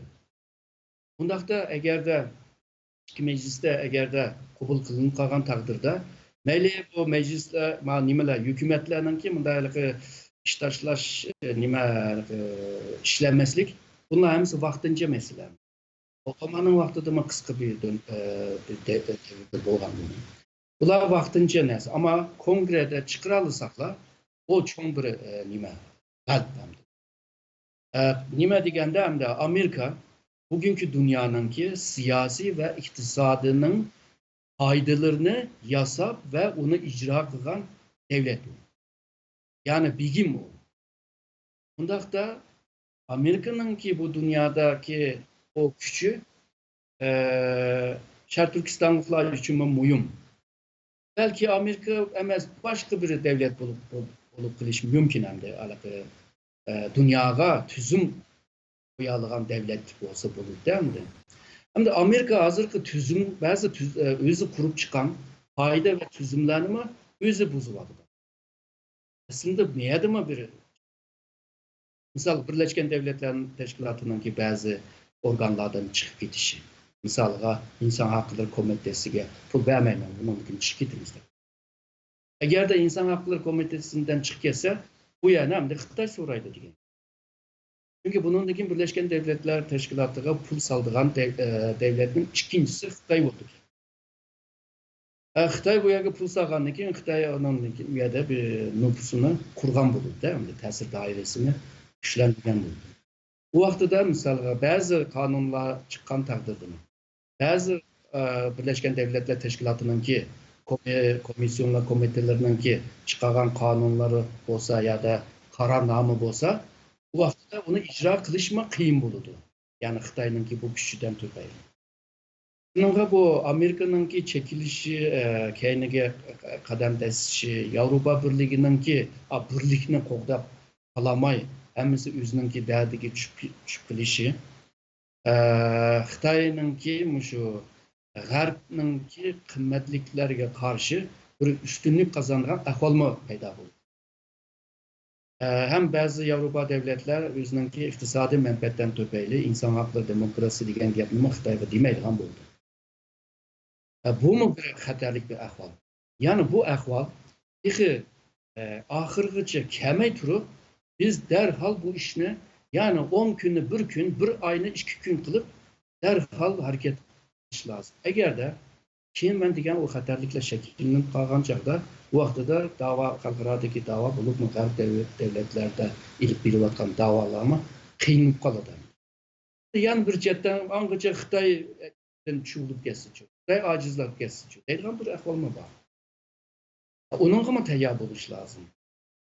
Yani Xitoy merkez hakimiyeti çöküp getse, tarihte mi cık göründü o? Ülke hakimiyetler derhal öz aldığı müstakil yoki yerim müstakil bo'ladi.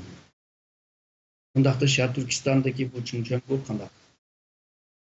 Onunla mı qarta tayyorlik bo'lish lazım? Evvelki men degandek Amerika'nınki bazı yerlerden çekilişi, kendine çekilişi ve Avrupa devletlerinninki o özününki kıymetlik qarashlarını qo'g'dab qalamaslığı degandek, şu bütün meselelerge dikkat qilish lazım. Şununla bizga vaqt yetmaydi.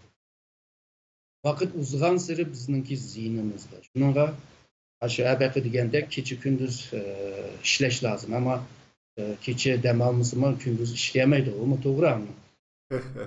Sembolik bir gap bu hem de şununla çakkan tez işlerini ilip berip derhal yaşlanıma egeştirip bu işine bir sağlam yani bir mukum halığa ekilelisek sistem tüzümlü sistemle şekillendirelisek misalga bir adam kitip kalsıma sistem bu başka özlüğünde mani verse muşunu kılalırsa biz öz aldığımızda bir küç olurdu.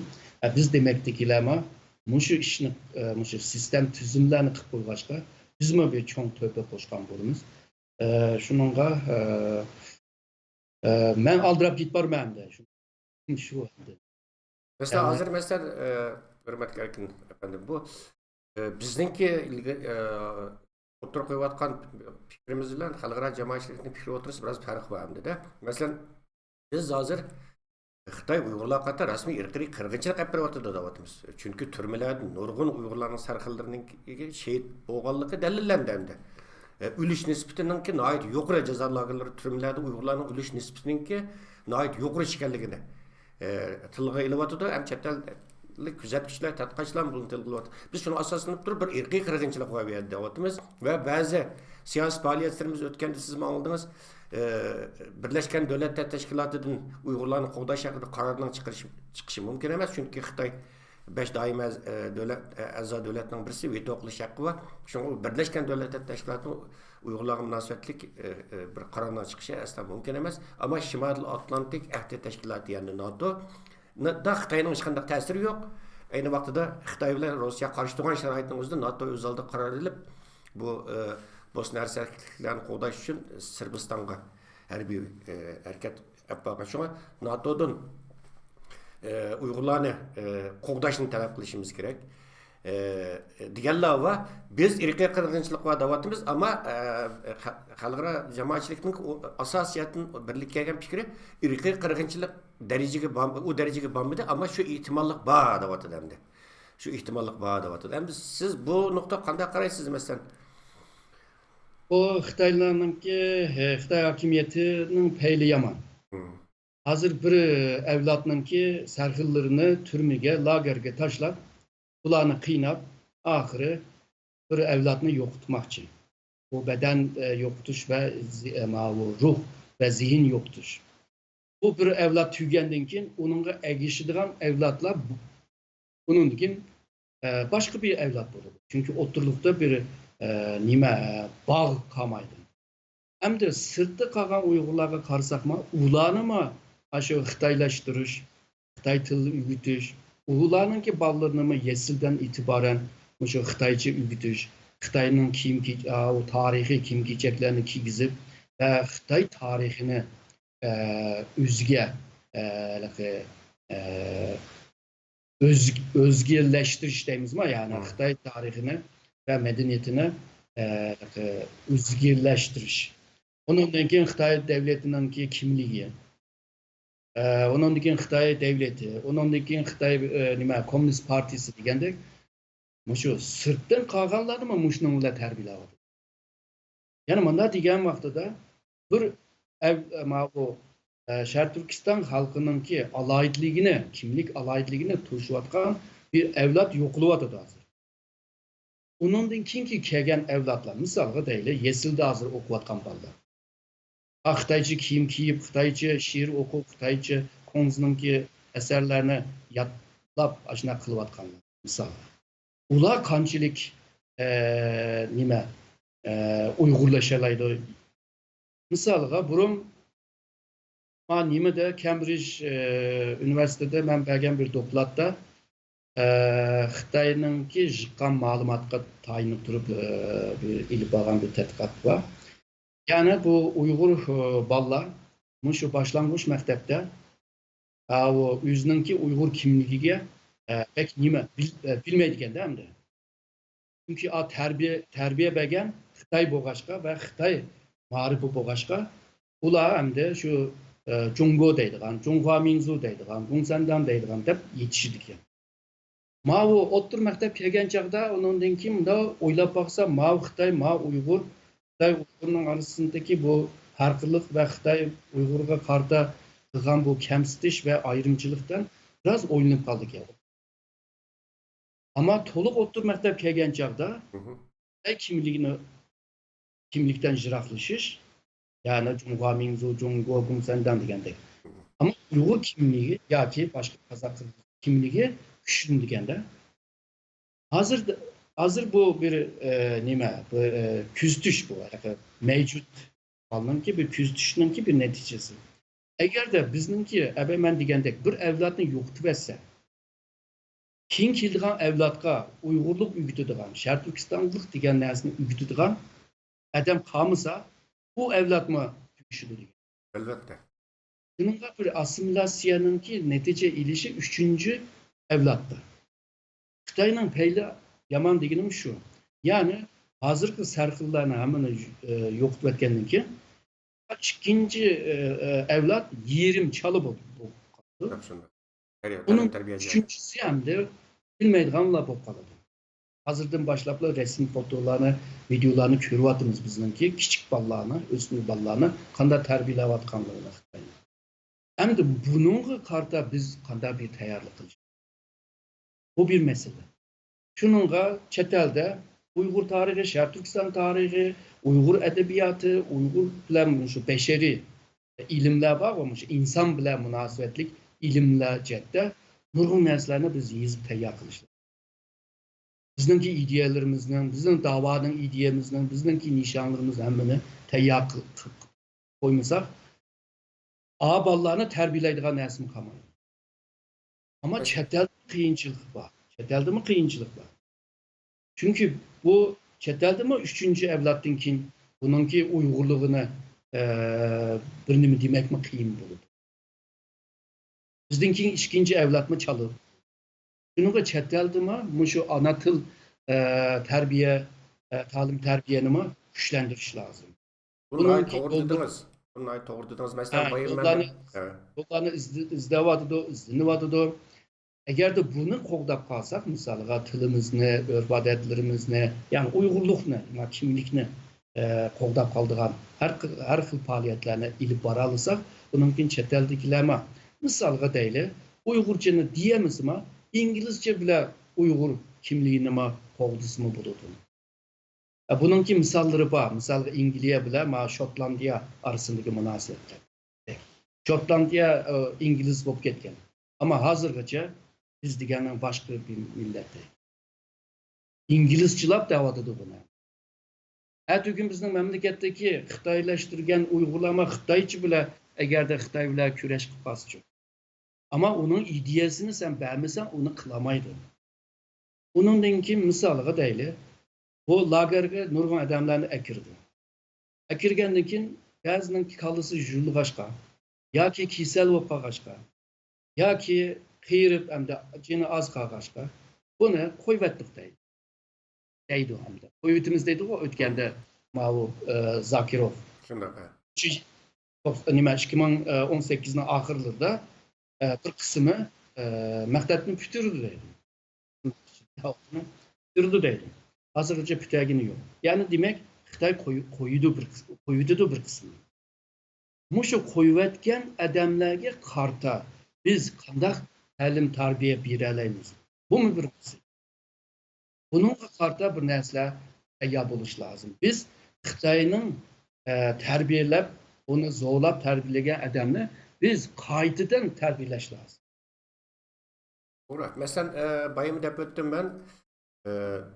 Bu Xitoyning kommunist Xitoyning tadqiqotchisi yozgan haliqi Sharq Turkistonchilarning qo'lidagi Jungo qarshi to'rtjon ko'zir degan vaqtda dedim. Birisi ularning tarixi degan tarixi o'tmishi degan, ya'ni bu tarixi degandan keyin biz mustaqil davlat qurganligimiz, imperiya qurganligimiz emas deyiladi. Bu birinchi ko'zir debdi. Bir ko'zir, yana bir ko'zir fiziologiya jihatdan, ya'ni chiroy shakl jihatdan bir Xitoylar bilan Uyg'urlarning bir-biriga o'xshamasligi, bu ularning qo'lidagi ikkinchi ko'zir, Sharq Turkistonchilarning. Uchinchi ko'zir ularning musulmon bo'lganligi debdi.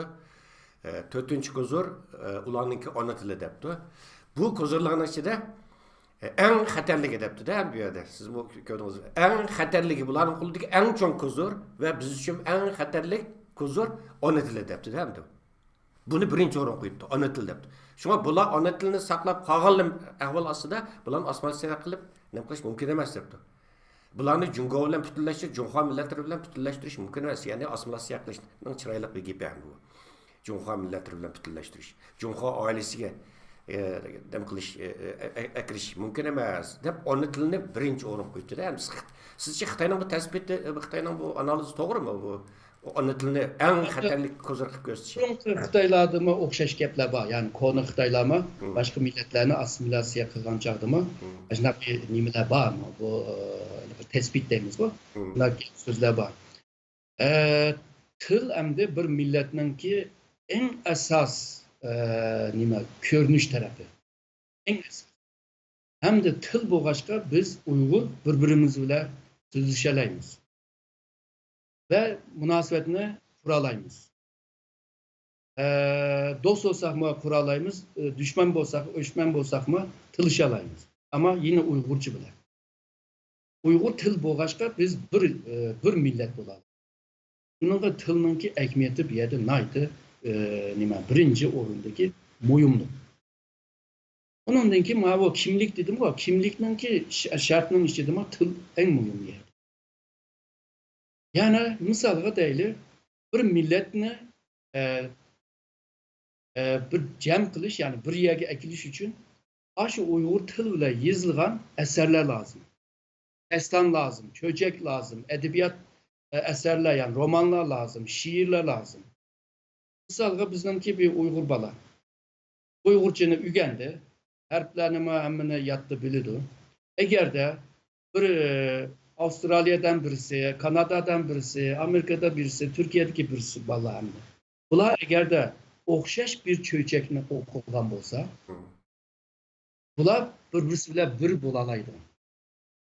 O'xshash roman, o'xshash hikoya, o'xshash she'rdan huzur oladigan bo'lsa, bular bir bo'lalaydi. Misolga bizningki romanlarda Uyg'urlarningki to'y to'kimlarni tasvir qiladi. O to'y to'kimni tasvir qilgan chog'da insonlarning qanday o'tirib qo'rqqanligini, qanday choy ichganligini, qanday sanz yeganligini, ya da qanday polo yeganligini ve bir-birisi bilan paranglashgan vaqtida ko'z qarash harakatlari, yuz ifodaları degandek hammasini yozadi. Ben degandek dunyoning to'rt tarafdagi bu yosh o'smir bolalar agar o'xshash romanni o'qib qolsa, u Uyg'ursa menmi ashunday qilsam bo'ldi deganda deydi. Shuningga bizningki badan tilma o'xshashlashishga boshlaydi. O'lchamlik holiga kelalaydi. Bizningki o romandan topayli choy içişimizmi o'xshash bo'lib qoladi. Bu millatni bir bütün bir jamga bog'laydigan naytı muhim amillerdir. Ama bu til bilan bo'ladigan narsa. Bundaqda tilni qo'g'dab qilish, tarixni qo'g'dab qilish va o'zininki ma'vu itiqodi bilan urf-odatni qo'g'dab qilish, demakki millatni qo'g'dab qilish. Bundaqda mushu jihatda nurg'un narsalar yezilish lozim. Bilib turib, yani bilinçli deydimi Türkçe'de. Yani maqsadlik desam boshqacha bir yerga ketib qolmasin. Yani bir millatni jam qilish, markazlashtirish uchun biz mashinalar yozamiz.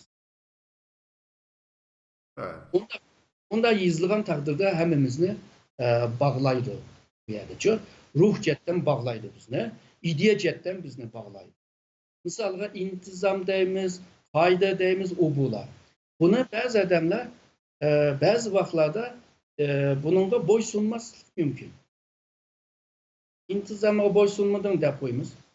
Ama ruh jihatdan, ideya jihatdan bog'langandan keyin u bog'lanib ketadi. Bununla ruh ve ideya bu yerda yomon cho'ng rol o'ynaydi. Bunun esasını kurgan, yani bu ruh ve ideyanın esas kısmı nima deganda abay deyilgandek til, medeniyet, din, itiqod, urf-odat, qahramon, misolga o'rtak qahramon.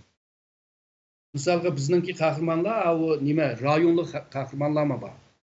Jinin qahramoni, Qashqarning qahramoni deganda. Aslında buni bütün Şərq Türkistanlıqlarınki umumiy qahramoni deb aylandırgan vaqtida, aşında düşengen vaqtida, o vaqtida milli birlik kuruludu degenge. To'g'ri emaslar. Sadir Palvonda ba'zi bizning misolga xoin. Xoinmi bu xo'tanlik xoin, Qashqarlik xoin, G'o'ljilik xoin emas. Umumiy millatning xoini degan vaqtida, bu qolgan qismlar xoinga qarta jam bo'lalaydi. Bu qutuplashalaydi. Bununla bu milli xoinni tiklashma, bu millatni jam qilish, millatni bog'lash, millatni texmi muqimlashtirishning bir uslubi. Bu Xitoylar mushu nima Japon bilan qilgan jang vaqtida mushni yaxshi nima qildi. Ishiltib oldi.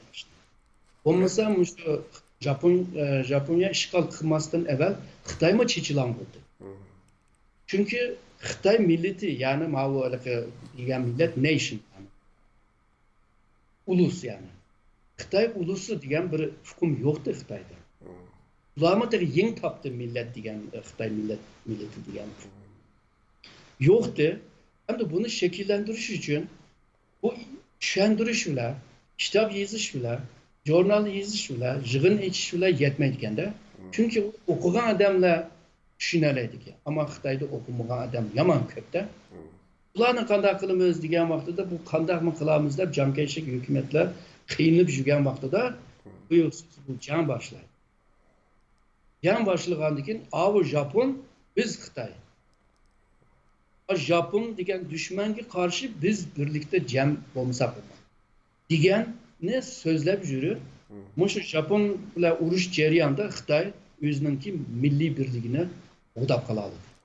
Nurg'un Japonga setilgan odamlarni xoin deb, uningdan xoin, shunda yomon, shunda eski bizning millatimizga manda ziyon bergan u bu deb shu milliy birlikni Xitoy shu 32dan 45gacha shu jang bilan qila oladi. Hamda Uyg'urlarga bir jang bo'lsin demayapman. Xitoyning bisimi bizni jam qiladi. Hakikaten doğru dediniz. Ben bu bayağı bir tilinin uyumluluğunu Xitay mı depti o? Xitay'dan tatqatçısı mı depti o? Şark Türkistançılığının Şark Türkistan teröristinin kuldaki en çoğunkusu onun ana tili, onun tilinin mevcutları. Ama Xitay bana uzun yıl 2004'ten baş hesaplasak mı hazır degen yani bana 14-15 yılın yağı koştuluk mağribini yol koyuyordu. Yesliydim tatıp değil mi? Ama ben bir yaxşı bir yüzünün içine es kıldım. Ben köprekmiş vatanın yeni çıkanlar bilen bazı tədqiqat üçün köprək paranlaşımı. Keyinki 4-5 yıl, 2-3 yıl, 4-5 yılın yağı çıkan, vətəndə çıkan ballarının köpüncüsü Xitay çox olan ballar değil mi? Meyli işkirde olsun, meyli vətəndə olsun, rasmi Xitay çox olan. Menin vaxtımda Xitay çox olan, Minkoxan da qoydu, Xitay çox olanların köpüncüsü özürə Xitay söz işletdi ve Uygurca gap qılınmaydı. Bilmeyim ne yaptır oladı da, yalğan dedimden duras bilmeyimiz. Ama mağu keyin bu Xitay şunda qattiq milliy ma'rifimizni Xitoylashtirish siyosati shunda yuqori palli ko'tarilgan bir mezgilda vatandan chiqqan bolalar bilan paranglashsak Uyg'ur shunda yaxshi-da Xitoy cho'g'an bolalar. Uyg'ur shunda yaxshi. Va hayron qilib nesini so'rdim. Va bu sizlar boshlang'ich Xitoy cho'g'anmisan, Xitoy cho'g'an deydi. Hatto yesiyam Xitoy cho'g'an deydi. Bunda olsun bu Uyg'urchalar ajoyib yaxshi ekan desam, ota-onamizni o'rgandik biz. Cho'nglardan o'rgandik deydi. Vatanda u nima bo'ladi? Hamda burun bizning o'qituvchi, milliy o'qituvchilarning sarxillarni hamini yo'qotgan ekan, bu ta'lim tarbiya maktablardan, jamiyatdan hozir oilaga ko'chganda hamda oilalarda davom qilgan. Qurbining yechishi har bir oila o'zining saposi, o'zining saviyasi bo'yicha. Men bundan nihoyat xursand bo'ldim. Demak, qattiq Xitoyning assimilyatsiya siyosatiga qarshi qattiq bir tirikish bor ekan demak. Xitoycha o'qigan bolalarning chiqib, menda shundoq ravon Uyg'urcha so'zlishi odamni nihoyat umidlantiradigan cesaretlendirdiğin bir ahval hakikaten. Hem de bu mesela Erkin efendim sizin bilirsiniz yani hem de hazır bu çettelde bu qaysı bir işini kıpılımız biz.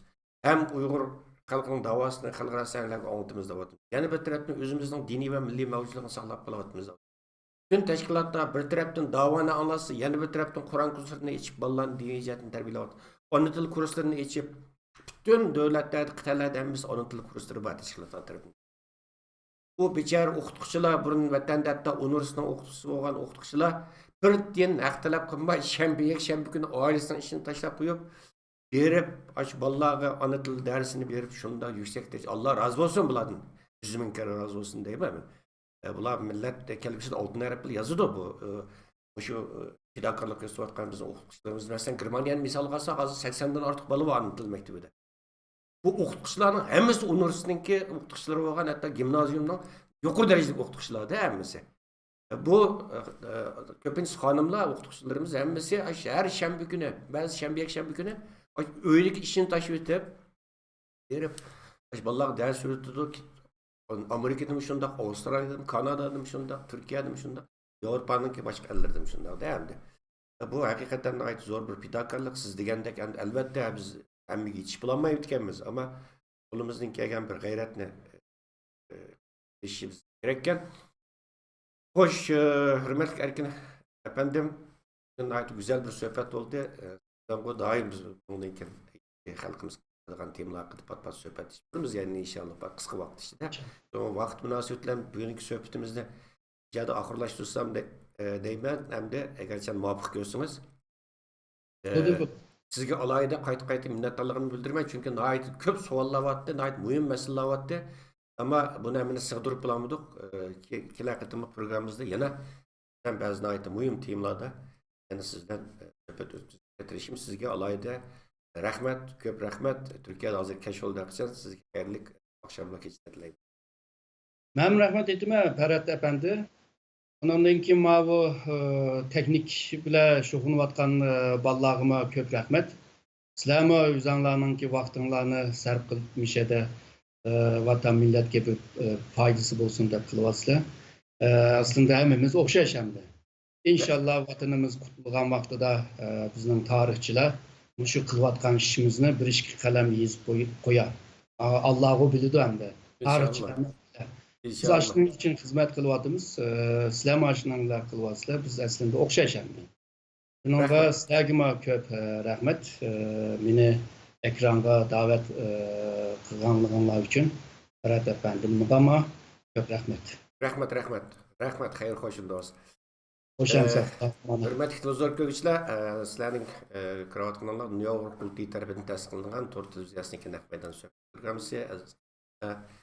Burada biz Ratiya Mutkasi Doktor Erkin Ekrem Efendi'den Uygur davası paydalık, en paydalık ideologiya ve tekşiliye paysı diye kimini çözdük yapadık ve mezmundaki sohbetlerimiz okuladık.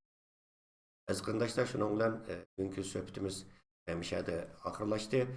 Ba'zi sabablar bilan men yuqori deb o'tgandek orqali sizlarniki ba'zi savollarni ilish imkoniyatimiz bo'lmadi va vaqt munosabati bilan ba'zi qarindoshlarimiz aytib muhim savollarni so'ragan, javob berish imkoniyatimiz bo'lmadi, diqqat qilolmabdik. Az naqbaydan programma so'rgan qarindoshlar hammasiga diqqat qilib bo'lib bo'lmaydi ekan, to'g'ri tushuninglar. Kila qatimliq programmamiz ko'rishaylik. Har qatim shuni maskatib qo'yay.